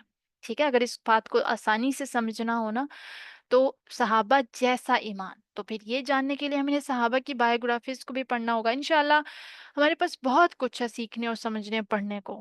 آم، وقت کی کمی ہے، آپ لوگوں کی ولنگنس ہو تو بہت ساری چیزیں ہیں، میں چاہتی ہوں کہ ہم اس کو پڑھیں سمجھیں، اور صحابہ کی زندگیوں کو پڑھ کے جو ایمان انکریز ہوتا ہے نا بلیو میں، مطلب انسٹنٹ آپ کا ایمان بڑھتا ہے، اور آپ کے اندر جو تھرل جاگتی ہے عمل کی، کہ مطلب وہ اتنا کچھ کرنے کے باوجود بھی اتنا خوف رکھتے تھے، امید اور خوف کے درمیان میں رہتے تھے۔ جیسے حضرت عمر رضی اللہ تعالیٰ عنہ کے بارے میں بھی آتا ہے کہ اگر میرا ایک پاؤں جنت میں ہو اور دوسرا باہر ہو تب بھی مجھے خوف ہوگا کہ پتہ نہیں میرے ساتھ کیا ہوگا، یعنی اس طرح کا خوف۔ اور حضرت عمر رضی اللہ تعالیٰ عنہ کے بارے میں آتا ہے، جب ان کو شہید کیا گیا تھا، اور کیونکہ آخری لمحے ان کو ملے تھے، یعنی کہ کچھ ٹائم وہ زندہ رہے تھے، آ، جب ان کو، یعنی ان کے اوپر جو مرڈر اٹیمپ ہوا تھا، ان کو جب شہید کیا گیا تھا، تو جب آخری لمحے تھے نا بالکل، یعنی کہ سمجھیں کہ آخری لمحے تھے، ان کو بتا دیا گیا تھا کہ مطلب مشکل ہے، سروائیول مشکل ہے، تو حضرت حذیفہ رضی اللہ تعالیٰ عنہ کو بلا کے انہوں نے جو ہے وہ منتیں ایک طرح سے کی، کہ کیونکہ حضرت حذیفہ جو ہے نا وہ سیکرٹ کیپر تھے اللہ کے رسول صلی اللہ علیہ وسلم کے، اور حضرت حذیفہ کو منافقین کے نام پتہ تھے، ٹھیک ہے، اور اللہ کے رسول نے ان کو منع کیا تھا کہ یعنی کہ یہ آپ کے پاس سیکرٹ ہے، آپ نے مطلب اس کو ڈسکلوز نہیں کرنا، تو وہ کیونکہ ان کی جو ایٹریبیوٹ ہے حضرت حذیفہ رضی اللہ تعالیٰ عنہ کے بارے میں آتا ہے، اور میں نے اپنے بیٹے کا نام بھی اسی بہاف پہ، اور انہی ان کے اندر 3 مین کوالٹیز تھی حضرت حذیفہ کے اندر رضی اللہ تعالیٰ عنہ کے اندر، اور انہی 3 کوالٹیز کو کے بہاف پہ، اور اس نیت سے کہ اللہ سبحانہ تعالیٰ اپنے اس بندے میرے بیٹے کے اندر بھی یہ ساری کوالٹیز ایڈ کریں گے انشاءاللہ، اس وجہ سے میں نے رکھا نام۔ اور ان میں سے ایک کوالٹی یہ تھی کہ وہ سیکرٹ کیپر بہت اچھے تھے، جو ہے وہ اللہ کے رسول کے رازدان تھے، ان کو منافقین کے نام پتہ تھے، اور حضرت عمر رضی اللہ تعالیٰ نے آخری وقت میں ان کو بلا کے پوچھا کہ جسٹ مجھے اتنا بتا، میں نام نہیں پوچھوں گا، مجھے صرف اتنا بتا دیں کہ اللہ کے رسول صلی اللہ علیہ وسلم نے جو منافقین کے نام بتائے تھے، کیا اس میں میرا نام تو نہیں ہے؟ سبحان اللہ، حضرت عمر 10 سال جنہوں نے خلیفہ بن کے اسپینڈ کیا، گزارا، اور چپا چپا چپا چپا ان کی جو حکمرانی تھی اس کی تعریف کرتا ہے، اور کسی جھونپڑی میں بھی اگر کوئی بیمار ہے، کوئی بھوکا ہے، تو بھی اس کی خبر گیری کرنا حضرت عمر رضی اللہ تعالیٰ عنہ کے جو ہے نا ان کی صفات میں شامل تھا۔ وہ کسی کو بھوکا نہیں سونے دیتے تھے، اتنی بہترین طریقے سے انہوں نے حکمرانی کی تھی۔ وہ شخص پوچھ رہا ہے کہ جس سے شیطان بھی ڈرتا تھا، کہ کہیں منافقین کے جو نام آپ کو بتائے گئے ہیں ان میں عمر ہے، مجھے بس یہ بتا دیں تاکہ میں آسانی سے میری روح پرواز کر سکے، میں آسانی سے دنیا سے جا سکوں۔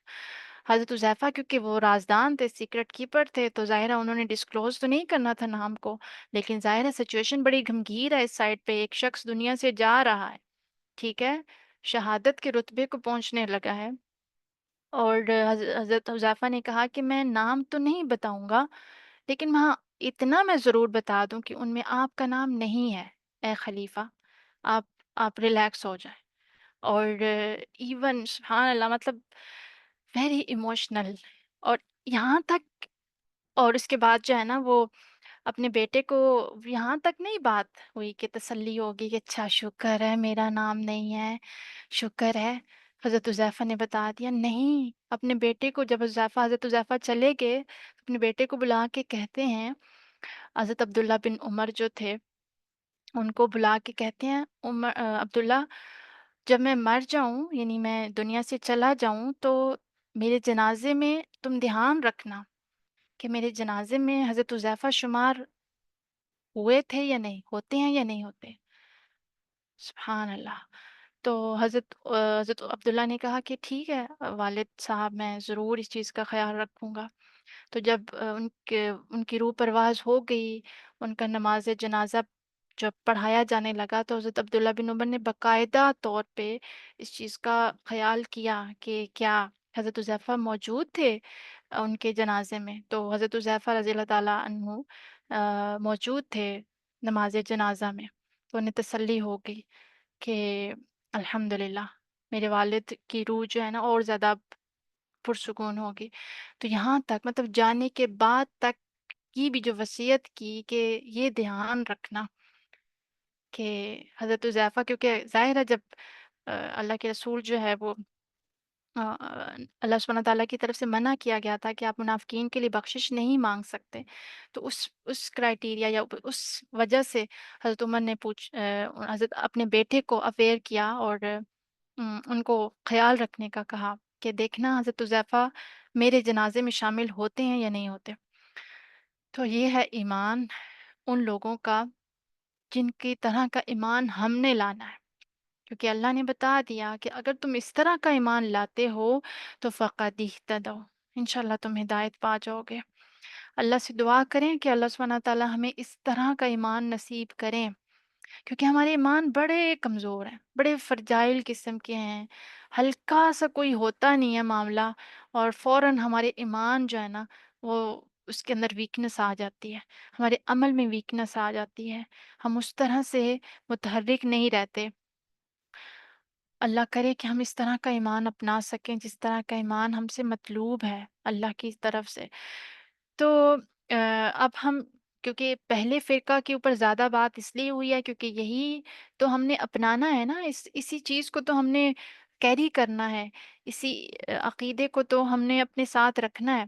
اب ہم کچھ دیکھتے ہیں کہ اس کے کمپیریٹیولی جو دوسرے گروہ ہیں ان کا اسماء و صفات کے حوالے سے کیا عقیدہ ہے اور ہمارا عقیدہ اس حوالے سے کیا ہونا چاہیے۔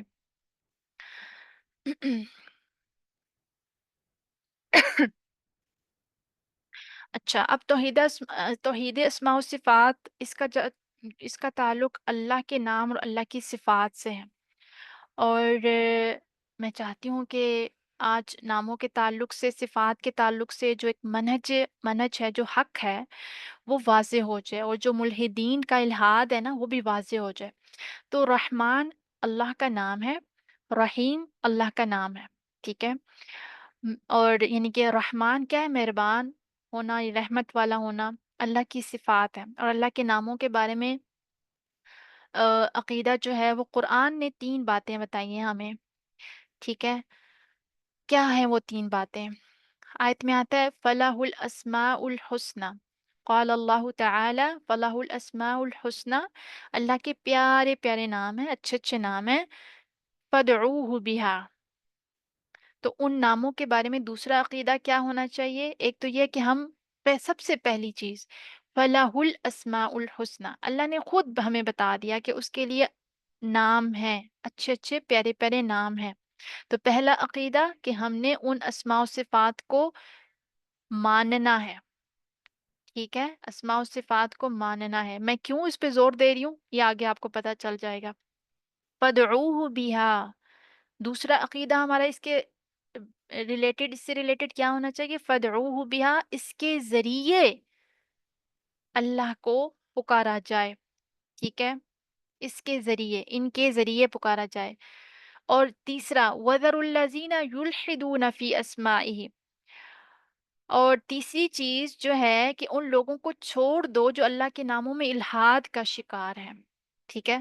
یہ اس آیت میں کلیئر کٹ ہمیں اسماء و صفات کا عقیدہ سمجھا دیا کہ ہم نے کیا کرنا ہے اور کیا اپنانا ہے اور کیا چھوڑنا ہے۔ اب یہ 3 باتیں ہو گئیں، اللہ کے پیارے پیارے نام، ان کو پہچانو، کیوں؟ کیونکہ حکم ہے، اور ان کے ذریعے پکارو، ان ناموں کے ذریعے۔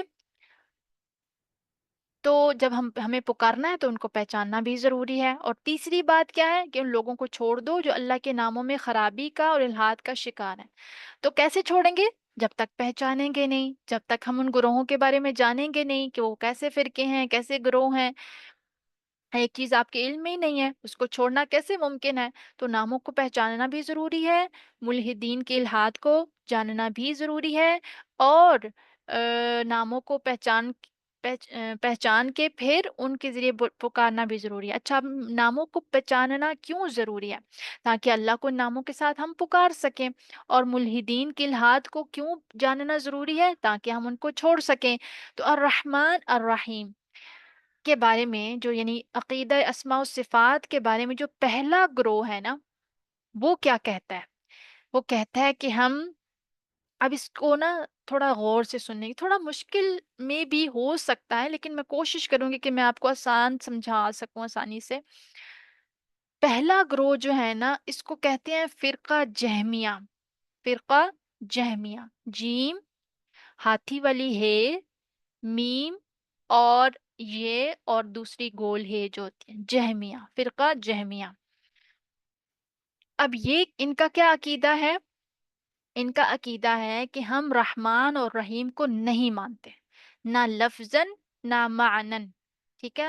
یعنی الفاظ کا بھی انکار کرتے ہیں اور اس کے معنی کا بھی انکار کرتے ہیں۔ جب الفاظ نہیں تو معنی بھی نہیں۔ یعنی اس گروہ کا نام کیا ہے؟ فرقہ جہمیہ۔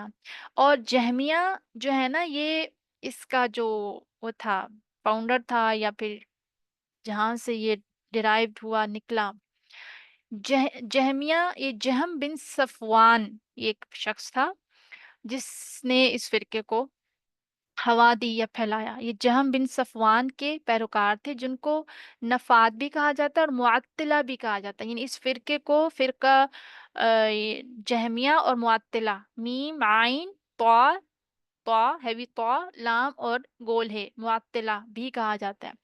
معطلہ اس لیے کہ اللہ تعالیٰ کی بالکل تعطیل کرتے ہیں، اللہ کے ناموں کی تعطیل کرتے ہیں، اور اس کو ناموں سے، صفات سے خالی قرار دیتے ہیں۔ یعنی کہ اللہ کے نہ نام ہے نہ صفات ہے۔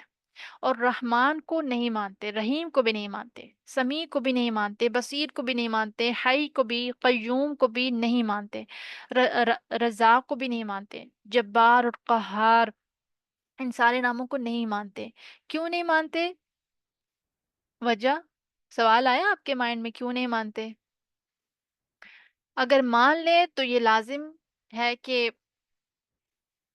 انہیں لگتا ہے کہ اگر ہم مان لیں گے تو نعوذ باللہ، ہم پھر یہ ہے کہ ہم یہ کہہ رہے ہیں کہ اللہ تو ہم جیسا ہے، ٹھیک ہے؟ اللہ سبحانہ تعالیٰ تو ہم جیسا ہے، جیسے بصیر ہم بھی دیکھتے ہیں، دیکھنے کی صفت انسانوں کے اندر بھی ہے، تو وہ اللہ سبحانہ و تعالیٰ کو انسانوں سے الگ کرنے کے لیے وہ صفات کا انکار کر دیتے ہیں۔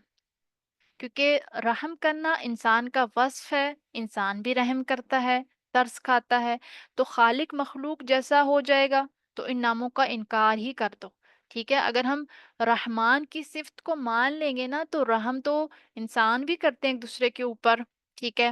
تو اس لیے بہتر ہے ایک دوسرے یعنی کہ تشبیہ لازم آئے گی، مشابہت لازم آئے گی، انسان جو خالق مخلوق جیسا ہو جائے گا، تو اس لیے ان ناموں کو ہی انکار کر دو۔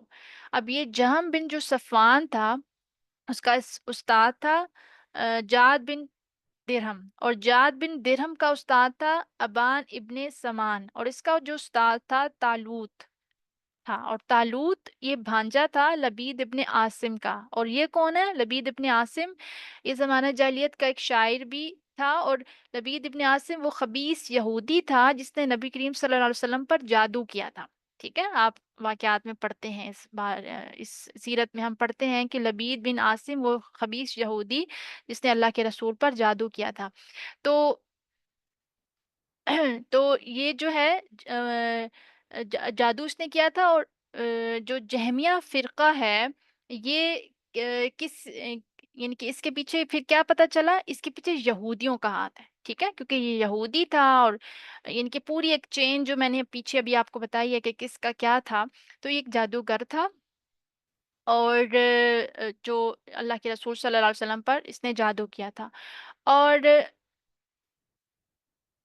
ہمیں پھر اس سے کیا پتہ چلا کہ اس فرقے کے پیچھے یہودیوں کا ہاتھ ہے۔ اب یہ جو یہودی تھے، یعنی یہ دونوں استاد شاگرد پکڑے گئے، یعنی جاد کو بھی عراق میں پکڑا گیا۔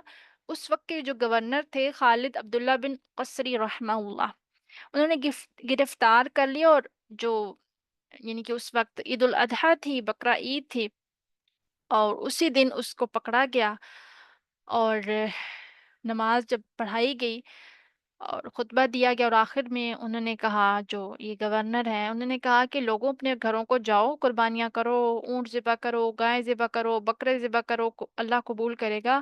میرے پاس آج ذبح ہونے کے لیے کیا موجود ہے؟ جعد ابن درہم، ٹھیک ہے، کیونکہ ظاہر ہے اتنا مطلب جو غلیظ عقیدہ اللہ کے رسول صلی اللہ نہیں، اللہ کے بارے میں، کہ اللہ کے نام ہی نہیں ہے، اسماء و صفات ہے ہی نہیں، ٹھیک ہے، تو یہ بڑا بھیانک قسم کا عقیدہ ہے۔ تو پھر کیا ہوا، اس کو پکڑا گیا، اور پھر اس کے ساتھ جو ہے وہ آ، اس کو اس کے گلے پہ چھری پھیر دی گئی، کہ یہ کہتا ہے کہ اللہ کلام نہیں کر سکتا۔ اللہ کا کیا فرمان ہے، وَكَلَّمَ اللَّهُ مُوسَى تَكْلِيمًا، اللہ نے موسیٰ سے کلام کیا ہے، اور یہ کہتا ہے کہ اللہ کلام نہیں کر سکتا، نعوذ باللہ۔ تو دیکھیں کہ اس وقت کے جو حاکم تھے، مرد حاکم تھے، ان کے نزدیک اللہ کا پروٹوکول بڑا مقدم تھا، اور آج کے جو حکام ہیں ان کے نزدیک اپنا پروٹوکول انہوں نے اللہ کی توحید پر جو ہے وہ کوئی قدغن قبول نہیں کیا، زبان درازیاں جو لوگ کرتے تھے ان کو قبول نہیں کیا، لیکن آج یہاں کچھ بھی ہو رہا ہے، ڈزنٹ میٹر، کچھ بھی نہیں، کوئی مسئلہ نہیں، اپنا پروٹوکول، یہ سب سے زیادہ اہم ہے۔ تو یہ کون سا فرقہ ہے؟ جہمیہ۔ تو اللہ کے کسی نام کو نہیں مانتے، نہ رحمان نہ رحیم، کسی کو نہیں مانتے۔ تو اللہ سبحانہ وتعالیٰ کیا فرما رہا ہے؟ وَذَرُوا الَّذِينَ يُلْحِدُونَ فِي أَسْمَائِهِ، تو کیا کرو، ان ملحدین یعنی کہ جو الحاد کرنے والے ہیں، ان کو چھوڑ دو۔ تو یہاں پہ ہم نے کیا کرنا ہے کہ اپنا عقیدہ اس گروہ سے الگ رکھنا ہے۔ ہمارا عقیدہ کیا ہے اہل سنہ والجماعہ کا؟ کہ اللہ کے یہ سارے نام برحق ہیں، جو قرآن اور حدیث میں ہیں۔ اللہ تعالیٰ کے نام ہم پڑھتے ہیں، بیان ہوئے ہیں، اللہ کی صفات بیان ہوئی ہیں، وہ ساری کی ساری حق ہیں، اپنے معنی کے ساتھ حق ہیں، اور ہمارا ان پر ایمان ہے۔ تو اس لیے یہاں پہ ہم نے اپنا عقیدہ بھی ساتھ چیک کرتے جانا ہے۔ اب اگلا جو گروہ آتا ہے وہ معتزلہ آتا ہے، میم عین تا اور زا، بزنگ زا، لام اور ہا، گول ہا، ٹھیک ہے، ایک اور فرقہ آ گیا، اور وہ کیا ہے؟ معتزلہ۔ اور یہ فرقے کی خاص بات کیا تھی؟ عقل پرست، ٹھیک ہے، عقل پرست لوگ تھے، یعنی عقل کو بہت پرائیورٹی رکھ دیتے تھے، عقل کی بات مانتے تھے، اور انہوں نے کیا کیا؟ انہوں نے ناموں کا انکار تو نہیں سکتے تھے یہ، یعنی کیونکہ ظاہرہ قرآن سے ثابت ہیں، یہ حدیث سے بھی ثابت ہیں، قرآن خود کہہ رہا ہے اللہ رحمان ہے، اللہ رحیم ہے، وہ خالق ہے، رب العالمین ہے، مالک ہے، سمیع ہے، بصیر ہے، حی ہے، القیوم ہے، خبیر ہے۔ تو یہ انکار نہیں کر سکتے تھے، ناموں کا انکار جو ہے وہ کرنا مشکل تھا ان کے لیے، لیکن انہوں نے کیا کیا کہ ناموں کا انکار تو نہ کرو، ایسا کرو کہ ناموں کو خالی قرار دو معنی سے، یعنی میننگ لیس ہے، یعنی نام تو ہیں، ناموں کو تو مانتے ہیں، لیکن میننگز نہیں ہیں اس کے، اور صفات جو ہیں وہ بھی میننگ لیس ہیں، یعنی کہ ناموں کا بھی کوئی میننگ نہیں ہے، صفات بھی میننگ لیس ہیں۔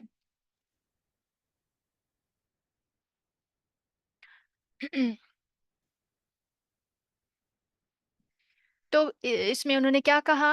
کیا ان کا عقیدہ تھا کہ صفات اور نام تو ہیں لیکن کوئی معنی نہیں ہے،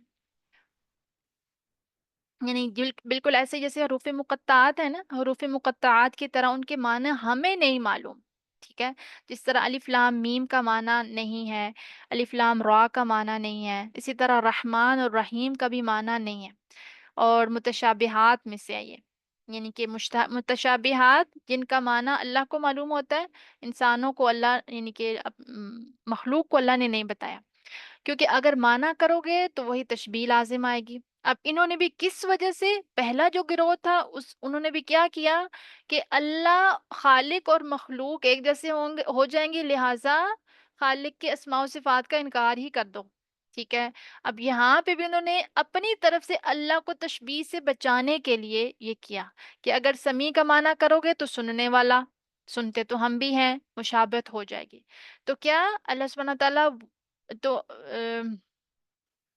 ہم جو ہمارا عقیدہ وہ بھی میں اس پہ بھی بات کرتی ہوں، لیکن کیا انہوں نے کیا کہا کہ اللہ سبحانہ تعالیٰ وہ اللہ سبحانہ تعالیٰ نہیں سنتا، یعنی ظاہر ہے اللہ بصیر سمیع تو ہے، لیکن اس کا وہ معنی کے بغیر ہے، ٹھیک ہے؟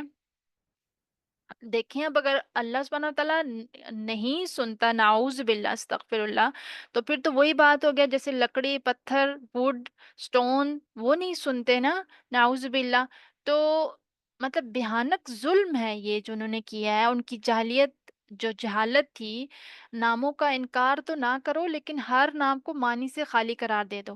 رحمان تو ہے مگر بلا رحمت، سمیع تو ہے لیکن بلا سماعت، بصیر تو ہے لیکن بلا بصر، عزیز تو ہے لیکن بلا عزہ، اور حکیم تو ہے بلا حکمت، نعوذ باللہ۔ لیکن ہمارا عقیدہ کیا ہے اہل سنہ والجماعہ کا، کہ اللہ سبحانہ تعالیٰ کے نام برحق ہیں، ہر نام کا معنی معلوم ہے، سمیع کا معنی سننے والا، بصیر کا معنی دیکھنے والا، ٹھیک ہے؟ بصیر کا معنی دیکھنے والا۔ اب یہ کہتے ہیں کہ تشبیہ لازم آتی ہے، تشبیہ بھائی کیسے لازم آتی ہے؟ تشبیہ کب بنے گی؟ جب کہا جائے کہ اللہ سبحانہ تعالیٰ سنتا ہے انسانوں کی طرح، تو اب یہ تو کوئی بھی نہیں کہہ رہا ہے کہ اللہ سبحانہ تعالیٰ سمیع ہے انسانوں کی طرح، کل مخلوق، مخلوق کی طرح تو سمیع نہیں ہے اللہ سبحانہ تعالیٰ۔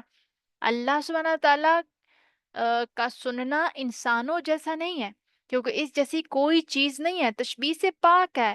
کتنا واضح عقیدہ ہے اہل سنہ والجماعہ کا کہ اللہ سبحانہ و تعالی سمیع ہے، لیکن اس کا سننا انسانوں جیسا نہیں ہے۔ اب اس کا سننا ویسے سنتا ہے جیسے اس کی شان کو لائق ہے، ٹھیک ہے؟ یہ عقیدہ اہل سنہ والجماعہ کا ہے۔ تو یہ دو گروہ ہو گئے، ایک جہمیہ، دوسرا ان کا نام تھا معتزلہ۔ معتزلہ یہ تابعین کے دور میں پیدا ہو چکے تھے، ان کا لیڈر تھا، یعنی یہ جو معتزلہ کا جو لیڈر تھا نا، واصل بن عطا، ٹھیک ہے؟ واصل بن عطا یہ دوسرے گروہ کا لیڈر تھا، اور حسن بصری کا شاگرد تھا۔ حسن بصری کتنے بڑے تابعی ہیں، آپ سب کو معلوم ہوگا، ان کا شاگرد تھا۔ دیکھیں کالی بھیڑیں ہر جگہ موجود ہوتی ہیں نا، تو اب یہ حسن بصری کی محفل میں آتا اور ان کا شاگرد تھا پراپر، لیکن عقل پرست اور علم الکلام کا مطالعہ اس نے کیا، باہر سے جو کتابیں آئیں ترجمہ ہو کر انہوں نے وہ پڑھی، اور اس سے سارے حقائق کا کیا کر دیا، قرآن کے یعنی کہ اللہ کے اسماء و صفات کا انکار ہی کر دیا، اور حسن بصری کی مجلس کو چھوڑ دیا۔ لوگوں نے کہا کہ وقت کے محدث سے یہ جدا ہو گیا ہے، ٹھیک ہے؟ یعنی کہ عربی میں کیا کہتے ہیں، اعتزلہ، واصل اعتزلہ یعنی الگ ہو گیا، تو اس لیے وہاں سے پھر ان کا نام معتزلہ پڑا، اس فرقے کا نام یہاں سے یہ پڑ گیا، اور یعنی جماعت سے الگ ہونے والا، حق سے الگ ہونے والا۔ اللہ تعالیٰ کے ناموں کے بارے میں جو ہے نا ان کا کیا عقیدہ تھا کہ اللہ کے نام تو ہیں، الفاظ حق ہیں، مگر ہر نام معنی سے خالی ہے۔ یہ دو گروہ ہیں۔ ہمارا عقیدہ کیا ہے؟ اللہ سبحانہ و تعالیٰ کے تمام اسماء و صفات حق ہیں، ہم ان کو مانتے ہیں، ان کے معنی کے ساتھ مانتے ہیں۔ اللہ اگر السمیع ہے تو اللہ السمیع ویسے ہے جیسے اس کی شان کو لائق ہے، البصیر ہے تو ایسے بصیر ہے جیسے اس کی شان کو لائق ہے، ٹھیک ہے؟ انسان بھی دیکھتا ہے، لیکن اللہ سبحانہ تعالیٰ کا دیکھنا اس کی شان کے مطابق، جیسے اس کی شان کے مطابق ہے اللہ سبحانہ تعالیٰ، ویسے البصیر ہے۔ اب تیسرا ایک گروہ ہے مشبیہہ، میم شین بے اور گول ہے، مشبیہہ، با کے اوپر تشدید بھی آئی، مشبیہہ، ٹھیک ہے۔ اور تیسرا گروہ جو ہے وہ ہے مشبیہہ۔ اب یہ انہوں نے کیا کیا، اللہ کے ناموں کو کہتے ہیں ہم مانتے ہیں، ہر نام کے معنی کو بھی مانتے ہیں، اور ہمارا یہ عقیدہ ہے کہ ہر نام تشبیہ کے ساتھ ہے۔ اللہ تعالیٰ سمیع ہے، ہمارا ایمان ہے کہ سمیع کا معنی سننے والا، ہمارا ایمان ہے سنتا ہے، کیسے؟ جیسے ہم سنتے ہیں۔ اب انہوں نے بالکل ہی دوسرا ٹریک پکڑ لیا، انہوں نے کیا کی، تشبیہ لازم قرار دے دی، ٹھیک ہے، کہ اللہ ویسا سنتا ہے جیسا ہم سنتے ہیں، اللہ ویسے دیکھتا ہے جیسے ہم دیکھتے ہیں، انہوں نے دوسرے ٹریک کو جو ہے وہ اختیار کیا، تشبیہ، تشبیہ، حالانکہ وہ ذات تشبیہ سے پاک ہے، لیسا کا مثلہ، لیسا کا مثلہ، اللہ سبحانہ تعالیٰ کے لیے کوئی مثال نہیں ہے، کوئی تشبیہ نہیں ہے، پاک ہے تشبیہ سے۔ تو اس مشبیہ، اس فرقے کا نام جو مشبیہ ہے، وہ کس وجہ سے ہے کہ جو اللہ تعالیٰ کے ناموں میں تشبیہ کے قائل ہیں، اور اسی وجہ سے ان کو مشبیہ کہتے ہیں، ہاں، جبکہ اللہ سبحانہ تعالیٰ تشبیہ سے پاک ہے، لیسا کا مثلہ، ٹھیک ہے۔ اور ایک اور جگہ آتا ہے کہ حل تعلم لہ سمیہ، کوئی اس کا ہم نام تم دیکھتے ہو، اس کا کوئی شریک نہیں ہے، اس کا کوئی مثل نہیں ہے، کیا تم دیکھتے ہو اس جیسا کسی کو؟ کوئی بھی نہیں ہے، ٹھیک ہے۔ اور پاک ہے وہ مثال سے، تشبیہ سے پاک ہے۔ اور ہمارا کیا عقیدہ ہے؟ یہی جو میں نے ابھی لاسٹ میں بتایا، اور قرآن میں بھی ہمیں بتا دیا گیا، حل تعلم لہ سمیہ، کیا اس کا کوئی ہم نام تم دیکھتے ہو؟ اس کا کوئی شریک نہیں ہے، اس کا کوئی مثل نہیں ہے۔ تو اللہ سبحانہ تعالیٰ تشبیہ سے پاک ہے، جیسے میں نے پہلے بتایا کہ اللہ البصیر ہے، لیکن ویسے البصیر ہے جیسے اس کی شان کو لائق ہے۔ چوتھا اور آخری گروہ ابھی ہم جس پہ بات کریں گے، اور اس کے بعد اس ٹاپک کو ہم وائنڈ اپ کریں گے، پھر اگلا ٹاپک دیکھتے ہیں۔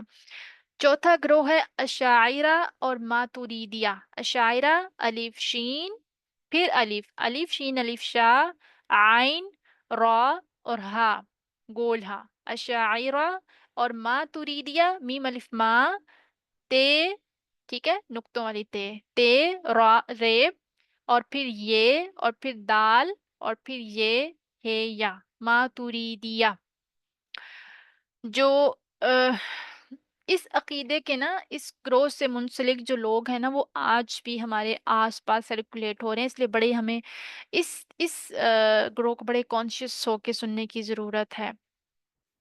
اور آج آس پاس جو ہم دیکھتے ہیں، کافی لوگ جو ہے اس کے مقلد ہیں، اور اس حوالے سے پھر ہمیں اپنے عقیدے کو بھی ڈسٹنگش کرنے کی ضرورت ہے اشد، ٹھیک ہے۔ اب ان کی طرف جو منسوب لوگ ہیں نا، وہ اشاعرہ کہلاتے ہیں، وہ کہتے ہیں کہ اللہ کے نام ہیں، ہمارا ایمان ہے، ہمارا ایمان ہے کہ ہر نام کا معنی ہے۔ آپ کو سمجھ آ رہی ہے؟ مشکل تو نہیں لگ رہی؟ سب کو سمجھ آ رہی ہے؟ اوکے، ٹھیک ہے، گڈ، اچھا۔ اب یہ جو گروہ ہے وہ کیا کہتا ہے، اشاعرہ ماتوریدیہ کیا کہتے ہیں کہ ہمارا ایمان ہے کہ اللہ کے نام ہے، ہمارا ایمان ہمارا ایمان ہے کہ اللہ کے نام ہے، اور دوسری کیا ہے کہ ہمارا ایمان ہے کہ ہر نام کا معنی ہے۔ یہاں تک یہ مانتے ہیں، یہاں تک یہ بالکل ٹھیک ہے، لیکن خرابی آگے ہے تھوڑی سی، مطلب آگے جا کے مسئلہ ہے، کیا ہے کہ ہمارا ایمان، مگر ہمارا ایمان یہ ہے کہ معنی وہ نہیں ہے جو ظاہری معنی کہلاتے ہیں، یعنی ظاہری معنی نہیں، بلکہ وہ کہتے ہیں کہ تعویل کرو، معنی میں تعویل کرو، یعنی معنی کے ساتھ تعویل کرتے ہیں۔ وہ کہتے ہیں کہ جو اللہ اور اس کے رسول کی خبر ہے نا ناموں کے بارے میں، ان کا اسلوب واضح نہیں ہے، نعوذ باللہ، یعنی اللہ اور اس کا رسول واضح نہیں کر سکے ان ناموں کی معنی کو۔ حقیقتاً لیں تو، مطلب اگر ہم حقیقتاً لیں تو تشبیہ بنے گی، اللہ کو تشبیہ سے بچانے کے لیے معنی کو بدل دو، ٹھیک ہے، اس کو مولڈ کر دو، حقیقت سے مجاز کی طرف لے جاؤ، مجازی معنی، یعنی دو بت کھڑے کر دیے پچھلے جو تھے نا، پچھلے جو گروہ تھے انہوں نے ایک ایک بت کھڑا کیا نا، انہوں نے دو بت کھڑے کر دیے، معتزلہ نے اور مشبیہ نے جہمیہ نے ایک ایک بت کھڑا کیا جو تشبیہ کا تھا، انہوں نے دو بت کھڑے کر دیے، ایک تشبیہ اور دوسرا تعویل، ٹھیک ہے، تشبیہ اور تعویل یعنی مجاز، مجازی معنی میں اب بدلو۔ اب یہ رحمان اور رحیم جو ہے نا، جہمیہ ان الفاظ کو نہیں مانتے، معتزلہ الفاظ کو مانتے ہیں مگر ان کو معنی سے خالی قرار دیتے ہیں، مشبہ الفاظ کو مانتے ہیں معنی بھی کرتے ہیں مگر تشبیہ کے ساتھ۔ تو کیا ہو گیا، جہمیہ نہ اسماء کو لفظاً مانتے ہیں، اسماء و صفات کو نہ معنن، معتزلہ الفاظ کو مانتے ہیں لیکن معنی کا انکار کرتے ہیں، مشبہ کیا کرتے ہیں، تشبیہ یعنی معنی بھی کرتے ہیں، الفاظ بھی مانتے ہیں لیکن تشبیہ کے ساتھ، کہ جیسے ہم سنتے ہیں نعوذ باللہ ویسے ہی خالق بھی سنتا ہے، ویسے ہی وہ بھی السمیع بھی سنتا ہے، نعوذ باللہ، ٹھیک ہے۔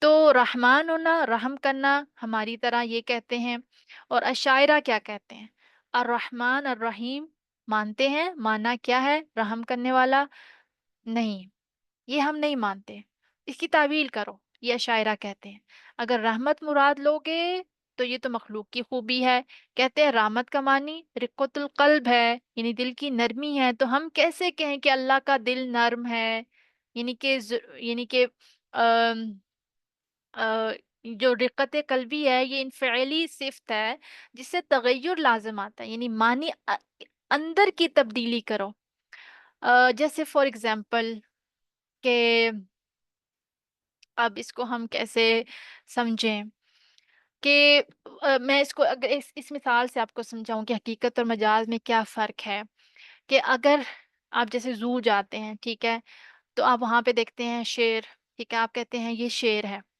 ٹھیک ہے، پھر آپ کسی بہادر انسان کو دیکھتے ہیں، اب شیر کو آپ نے حقیقی معنی دیا نا، ٹھیک ہے، کہ یہ شیر ہے کیونکہ آپ نے دیکھا شیر ہے، پھر آپ نے کسی بہادر انسان کو دیکھا، آپ نے کہا کہ یہ تو شیر انسان ہے، ٹھیک ہے، یہ تو شیر بندہ ہے، تو آپ نے کیا کیا، حقیقت سے مجاز کی طرح، یعنی کہ اس کو شیر قرار نہیں دیا لیکن شیر جیسا قرار دیا، ٹھیک ہے، تو اسی طرح یہ بھی کرتے ہیں اشاعرہ، جیسے اب اللہ سبحانہ وتعالیٰ کے بارے میں اگزامپل دے کے آپ کو سمجھاتی ہوں کہ آپ کسی پر رحم کھائیں گے، ترس کھائیں گے، یقیناً آپ کے دل میں رقت آئے گی، معمول کے مطابق بیٹھے ہوئے ہیں، اچانک آپ کے سامنے ایک حادثہ ہو جائے، آپ کے دل میں نرمی آئے گی کہ ان کو بچاؤ، بچنا چاہیے، ہاسپٹل میں پہنچاؤ، ہیلپ کرنا ان کی ساری، یہ مطلب ایک نیچرل انسان کے اندر نرمی ہے، کسی غریب کو دیکھا، بھوکے کو دیکھا تو آپ کے دل میں نرمی آئی کہ اس کو کھانا کھلانا چاہیے، تو یہ رقت ہے۔ اگر اس کو مان لیں کہ اللہ کے حق میں یہ تغیر لازم آئے گا کہ یعنی کہ ہم یہ کہیں کہ کیونکہ انسان کے دل میں بھی رقت ہوتی ہے، اگر اللہ کے دل میں بھی رقت ہے تو پھر تو وہی بات ہے کہ یہ تو تشبیہ آ گئی نا، اور خالق اور مخلوق برابر ہو گئے، نعوذ باللہ استغفر اللہ، تو کتنا بڑا الحاد ہے، اس کا معنی یہ ہے ہوا کہ اللہ اور اس کے رسول کے فرامین کا جو ظاہر میننگ ہے نا وہ واضح نہیں ہے، نعوذ باللہ، اور اللہ اور اس کے رسول واضح کر ہی نہیں سکے، ہم نے واضح کیا ہے، یہ ان کا ماننا ہے کہ اللہ تعالیٰ رحم فرماتا ہے کیسے، جیسے اس کے، ہمارا کیا عقیدہ ہے کہ اللہ رحم فرماتا ہے کیسے، جیسے اس کے لائق ہے، ٹھیک ہے، انسان رحم کرتا ہے جیسے انسان کے لائق ہے، کیا اللہ کا رحم کرنا انسانوں جیسا ہے؟ بتائیے مجھے، کیا اللہ کا رحم کرنا انسانوں جیسا ہے؟ کیا ایک انسان ایٹ دا سیم ٹائم پوری دنیا پہ رحم کر سکتا ہے؟ اگر ایک انسان رحم کر رہا ہے نا تو ایٹ دا سیم ٹائم ایک وقت میں وہ کسی ایک ہی انسان پہ رحم کرے گا، اپنے بچے پہ رحم کرے گا، کسی غریب پہ کرے گا، لیکن اللہ سبحانہ و تعالیٰ ایٹ دی سیم ٹائم ہر انسان، ہر مخلوق، ہر چرند، ہر حیوان، ہر انسان، ہر فرشتے، ہر خلق پہ کیا کر رہا ہے، رحم کر رہا ہے، ٹھیک ہے، تو کیسے پھر یہ ہوا کہ اگر ہم نے مان لیا کہ مانا اگر ایگزیکٹلی ویسے مان لیا جیسے اللہ اور اللہ کے رسول نے بتایا ہے تو پھر کیا آ جائے گی، ہم نعوذ باللہ ہم تشبیہ دے رہے ہیں، ٹھیک ہے، تو لیسا کمثلی، اللہ کے لیے کوئی مثال نہیں ہے، اس جیسی کوئی چیز نہیں ہے، یہ رحمان الرحیم، یہ ہمارا منہج ہے عقیدہ یعنی اسماء و صفات کے بارے میں اہل سنہ والجماعہ کا، کہ اللہ کا رحم کرنا انسانوں جیسا نہیں ہے۔ اللہ رحم کرتا ہے جیسے جیسے اللہ کے لائق ہے رحم کرنا، اور انسان کا رحم کرنا اس طرح جیسے انسان کے لائق ہے۔ اب دیکھیں میں انشاءاللہ آگے بھی کوشش کروں گی کہ تفسیر کے دوران کہ ہم بار بار اس یعنی کہ اللہ کی جب بھی ہم اسماء و صفات کے بارے میں بات آئے گی یا کسی طرح کے بھی عقیدے کی بات آئے گی، تو میں گائے بگائے کوشش کروں گی کہ ہم اس کی وضاحت کرتے رہیں، کیونکہ یہ عقیدہ بڑا اہم ہے، اس کا راسخ ہونا بہت ضروری ہے۔ تو حق کیا ہے؟ اللہ کے ناموں اور صفات کے بارے میں حق نظریہ کیا ہے کہ اللہ کے رسول صلی اللہ علیہ وسلم نے جیسے ہمیں بتایا ہے ویسے ان کا میننگ ہے۔ اس میں جو ہمارا جو صراط مستقیم ہے یا اللہ کے رسول کی دعوت کیا ہے، اللہ اور اللہ کے رسول کی، نمبر ون یہ کہ اللہ تعالیٰ کے جو نام ہے نا، جو صفات، جو نام قرآن یا حدیث میں موجود ہیں، ہمارا سب پر ایمان ہے۔ نمبر ایک یہ، ٹھیک ہے؟ اور نمبر ایک یہی جو میں نے آپ کو بتایا کہ ہمارا سب پر ایمان ہے، تاکہ رد ہو سکے کس کا؟ جہمیہ کا۔ میں نے پہلے فرقے کو ہم نے رد کیا، اپنے عقیدے کو سٹرونگ کر کے ہمارا ایمان ہے اللہ کے تمام اسماء پر، تمام صفات پر، وہ الفاظ بھی ہیں، معنن بھی ہیں۔ دوسرے نمبر پہ، نمبر دو، جو بھی نام ہیں اور جو بھی صفات موجود ہیں، ہمارا ایمان ہے کہ ان سب کے معنی موجود ہیں، ٹھیک ہے؟ اور ان سب کے معنی ویسے ہیں جیسے اللہ اور اللہ کے رسول نے ہمیں بتائے ہیں۔ کوئی نام معنی سے خالی نہیں ہے، ٹھیک ہے؟ اگر معنی سے خالی ہوگا تو اللہ کا تعارف مکمل نہیں ہے، ٹھیک ہے؟ تو ہر نام معنی کے ساتھ ہے تاکہ اس کا تعارف مکمل ہو۔ سمیع کا معنی سننے والا، بصیر کا معنی دیکھنے والا، الرحمن کا معنی رحمت کرنے والا، تاکہ اس کا مکمل تعارف ہو۔ اور یہ معرفت جو ہے نا، یہ جو معرفت ہے نا، یہی اللہ اور بندے کے درمیان حقیقی تعلق پیدا کرتی ہے۔ اگر ہمیں پتہ ہی نہ ہو کہ اللہ رحم کرتا ہے تو ہم اللہ کی رحمت سے کیا امید رکھے ہو سکتی ہے؟ پھر اگر ہمیں اللہ کے بارے میں پتہ ہی نہیں ہوگا، ہم نے کتنی الرحمن الرحیم کے اوپر بات کی ہے، تو اس کے ذریعے ہمارا کتنا عقیدہ اور اللہ کے ساتھ جو ہماری ایفیلیشن یا محبت یا قرب ہے، وہ کتنا بڑا ہے اللہ کے بارے میں جان کے، اللہ کی معرفت حاصل کر کے۔ اگر ہم کمپیریٹیولی اپنے آپ کو کچھ دن پہلے سے کمپیئر کریں بنسبت اب کے، جب سے ہم نے اللہ کے صرف یہ چند نام جانے ہیں، ان کو جاننے کے بعد ہمارے دل میں جو اللہ کی محبت پڑی ہے، وہ یہ تقاضا ہے اس چیز کا کہ جب جب ہم اللہ کو جانتے ہیں، ہم اللہ کے اور قریب جاتے ہیں، ٹھیک ہے؟ اور اللہ کی محبت بڑھتی ہے ہمارے اندر۔ تو غفار کا معنی بخشنے والا ہے۔ اگر پتہ ہی نہ ہو کہ اللہ بخشتا ہے، گناہ معاف کرتا ہے، تو کون توبہ کرے گا؟ توبہ ہی کوئی نہیں کرے گا پھر، جب یہ پتہ ہی نہیں ہوگا کہ، اور یہ عقیدہ ہی نہیں ہوگا، ایمان ہی نہیں ہوگا کہ اللہ بخشتا ہے، تو پھر کون گڑ گڑا کے توبہ کرے گا؟ نہیں، ہمیں ماننا ہے اللہ کے تمام اسماء صفات معنی کے ساتھ ہیں، اللہ کے جو معنی ہیں ظاہری ان کے ساتھ ہیں۔ نہ ہم تعویل کریں گے، نہ ہم یہ کہیں گے کہ تشبیہ لازم آ رہی ہے، ہم یہ کہیں گے کہ اللہ کی تمام صفات ویسی ہیں جیسے اس کے شان کے لائق ہیں۔ اور یہ ناموں کی معرفت ضروری ہے تاکہ حقیقی تعلق باللہ قائم ہو سکے۔ تو پہلا مرحلہ کیا ہے؟ اللہ تعالیٰ کے سارے نام اور ساری صفات کے بارے میں کہ وہ سارے حق ہیں، ان کے الفاظ ثابت ہیں، جو کتاب و سنت میں موجود ہیں، ہمارا ان پر ایمان ہے۔ اچھا، یہ جو اشاعرہ ماتریدیہ کا ہے نا، ان کے بارے میں آپ کو ایک چھوٹی سی اور بات بتا دوں، ہو سکتا ہے یہ چیز اتنی واضح نہ ہوئی ہو۔ قرآن میں آتا ہے نا، ام، اللہ سبحانہ و تعالیٰ نے ید کا کو ذکر کیا ہے، یعنی کہ اللہ کے ہاتھ، ٹھیک ہے؟ اللہ کے ہاتھ۔ اور اسی طرح قرآن میں یہ بھی آتا ہے کہ اللہ سبحانہ و تعالیٰ نے اپنے بارے میں کلام کا بھی ذکر کیا ہے، وَكَلَّمَ اللَّهُ مُوسَىٰ تَكْلِيمًا، اللہ کے کلام کے بارے میں بھی ذکر آتا ہے۔ پھر اس کے علاوہ اللہ سبحانہ و تعالیٰ کی جو ہے بصر، آنکھ کی کا بھی ذکر آتا ہے، پھر اللہ سبحانہ تعالیٰ کی انگلیوں کا ذکر آتا ہے، اللہ سبحانہ تعالیٰ کی پنڈلی کا ذکر آتا ہے، اللہ سبحانہ تعالیٰ کے ام، وجہ کا یعنی چہرے کا ذکر آتا ہے۔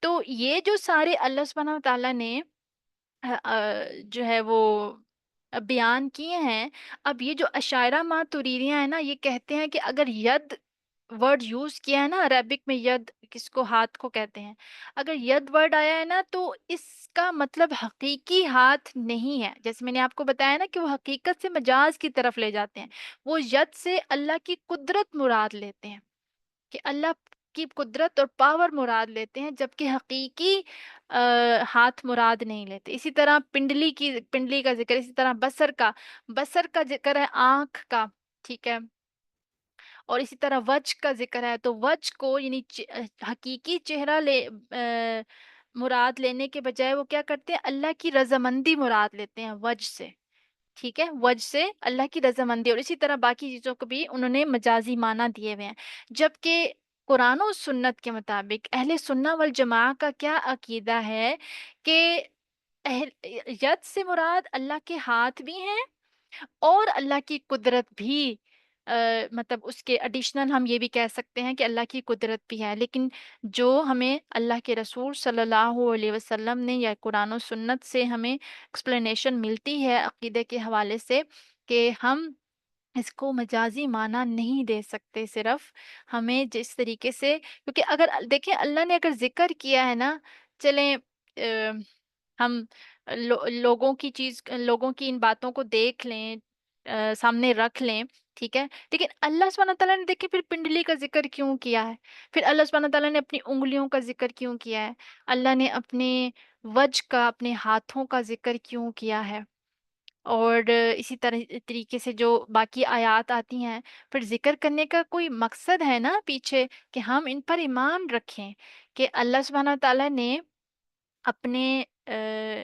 جو، اب ہم یہ بھی نہیں کہہ سکتے، اب ہم یہ سوچیں، ہم کہیں کہ اللہ سبحانہ تعالیٰ نعوذ باللہ کو فزیکل بینگ ہے، اور ہم اس کو جو ہے وہ پورا استغفر اللہ کسی چیز میں ہم رکھ کے سوچنا شروع ہو جائیں، نہیں، ہمیں جتنا بتایا گیا نا ہم نے اتنا بس رہنا ہے، اس سے آگے ہماری لمٹس، ہماری لمیٹیشن ختم ہے، باؤنڈریز آگے بیریئرز ہیں، ٹھیک ہے، ہمیں جتنا بتایا گیا ہے، جتنی انفارمیشن ہم تک پہنچائی گئی ہے، ہم نے اس کو یاد رکھنا ہے، اس کو اپنے مائنڈ میں رکھنا ہے۔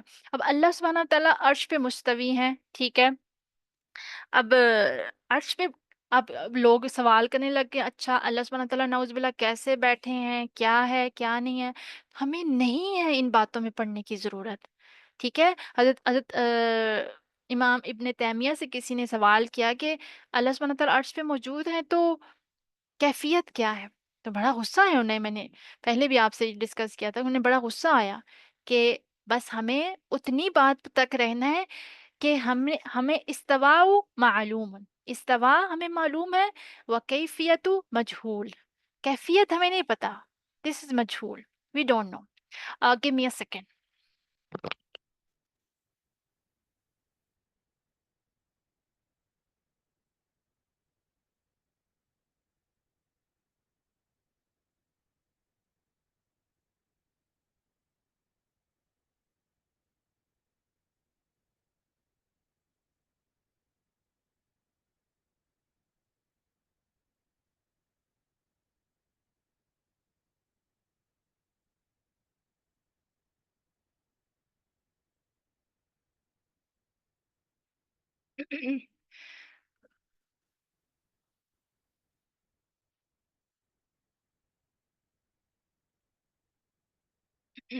جی،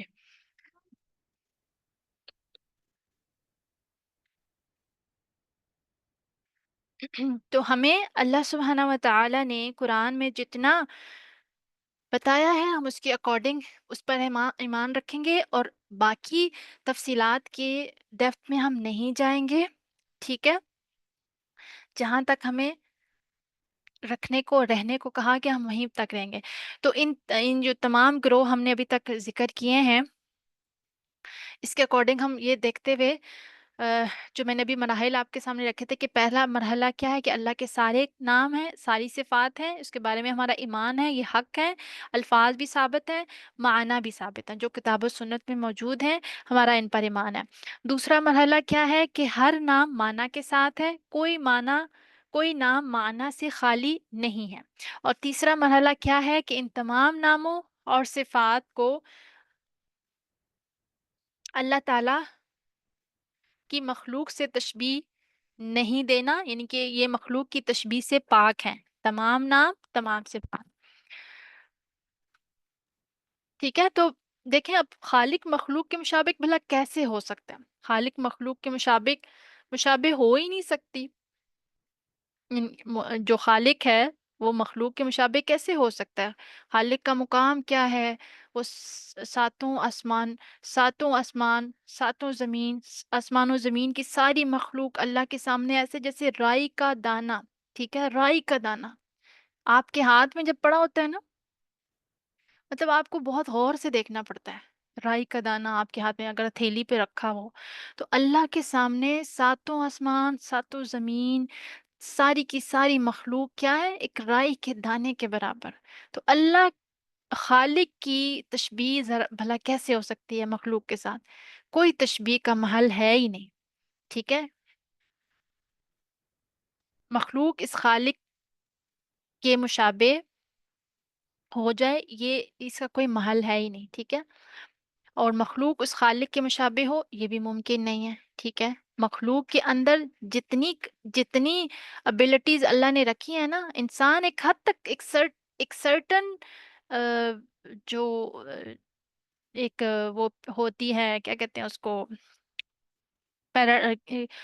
پیرامیٹر تک دیکھ سکتا ہے، یعنی کہ ایک سرٹن حد تک دیکھ سکتا ہے، ایک سرٹن لمٹ تک سن سکتا ہے، یہ اس کی مطلب ایک حد ہے۔ ٹھیک ہے، اب کیونکہ انشاءاللہ کبھی السمیع کے بارے میں بات ہوگی تو ہم دیکھیں گے کہ انسان کا سننا کس حد تک وہ برداشت کر سکتا ہے، اور باقی جو ہے وہ باقی مخلوق کس حد تک سننا برداشت کر سکتی ہے۔ اور اللہ سبحانہ و تعالیٰ تو بالکل تشبیہ سے پاک ہے نا، اللہ سبحانہ و تعالیٰ کا سننا انسانوں جیسا نہیں ہے۔ عقل مانتی ہے اس بات کو کہ خالق مخلوق جیسا ہو سکتا ہے؟ نیور۔ تو مخلوق آپس میں مشابہ نہیں ہے۔ دیکھیں اب ہاتھی اور چونٹی کا کوئی جوڑ ہے، ٹھیک ہے، ہاتھی کی ٹانگ اور چونٹی کی ٹانگ ایک جیسی ہے؟ حالانکہ دونوں مخلوق ہیں، وہ بھی ٹانگ یہ بھی ٹانگ، بلب کی روشنی اور سورج کی روشنی دونوں مخلوق ہیں، دونوں روشنی ہیں، کیا ایک جیسی ہو سکتی ہے؟ ٹھیک ہے، تو اگر مخلوق کے درمیان کوئی تشبیہ نہیں لازم آ سکتی تو خالق مخلوق کیسے مشابہ ہو سکتے ہیں؟ کیسے ممکن ہے؟ تو چوتھا مرحلہ کیا ہے کہ اللہ کے سارے نام، ساری صفات اپنے حقیقی معنی پر ہیں، مجازی معنی باطل ہے، تعویل قابل قبول نہیں ہے، جیسے کہ اشاعرہ اور ماتریدیہ کا طرز عمل ہے۔ ٹھیک ہے، شاعرہ اور ماتریدیہ کا، یعنی جو میں نے آپ کو اگزامپل دی تھی کہ وہ کیا کہتے ہیں کہ اللہ سبحانہ و تعالیٰ کا، یعنی ید کے جو بارے میں بات ہوئی ہے کہ یہ اللہ کی یہاں سے قدرت مراد لیتے ہیں، یعنی قرآن کے معنی کو ظاہرہ چینج کرے ہیں نا وہ، جبکہ اللہ سبحانہ تعالیٰ نے کلیئرلی ید کی بات کی ہے، عربک میں یدن ہاتھ کو کہتے ہیں۔ ٹھیک ہے، یدن ہاتھ کو کہتے ہیں، اسی طرح پنڈلی کی بات ہوئی ہے۔ تو ہمارا کیا ایمان ہے؟ یہ تمام مراحل میں نے آپ کو بتا دیے، اور آج یہاں پہ اس ٹاپک کو ہم انشاءاللہ یہاں پہ وائنڈ اپ کرتے ہیں۔ ہوپ سو آپ کو سمجھ آیا، آپ سب کو سمجھ آیا ہے؟ کسی چیز کی کوئی اشکال ہے تو آپ پوچھ سکتے ہیں اینڈ میں انشاءاللہ۔ سب سمجھ آ گیا ہے تو ٹھیک ہے۔ اب کیونکہ 12 ہو گئے ہیں تو اب میرے خیال میں نیا ٹاپک ہمیں نہیں شروع کرنا چاہیے، یا پھر ایسا کرتے ہیں کہ چھوٹا سا ایک ٹاپک ہے اس کو کمپلیٹ کرتے ہیں، پھر اس کے بعد ہم وائنڈ اپ کرتے ہیں، پھر اگلا جو آیت نمبر 3 والا ہے وہ انشاءاللہ پھر ہم نیکسٹ ویک کر لیں گے۔ تو یہ ٹاپک یہاں پہ وائنڈ اپ کرتے ہیں انشاءاللہ۔ السلام علیکم ورحمۃ اللہ وبرکاتہ۔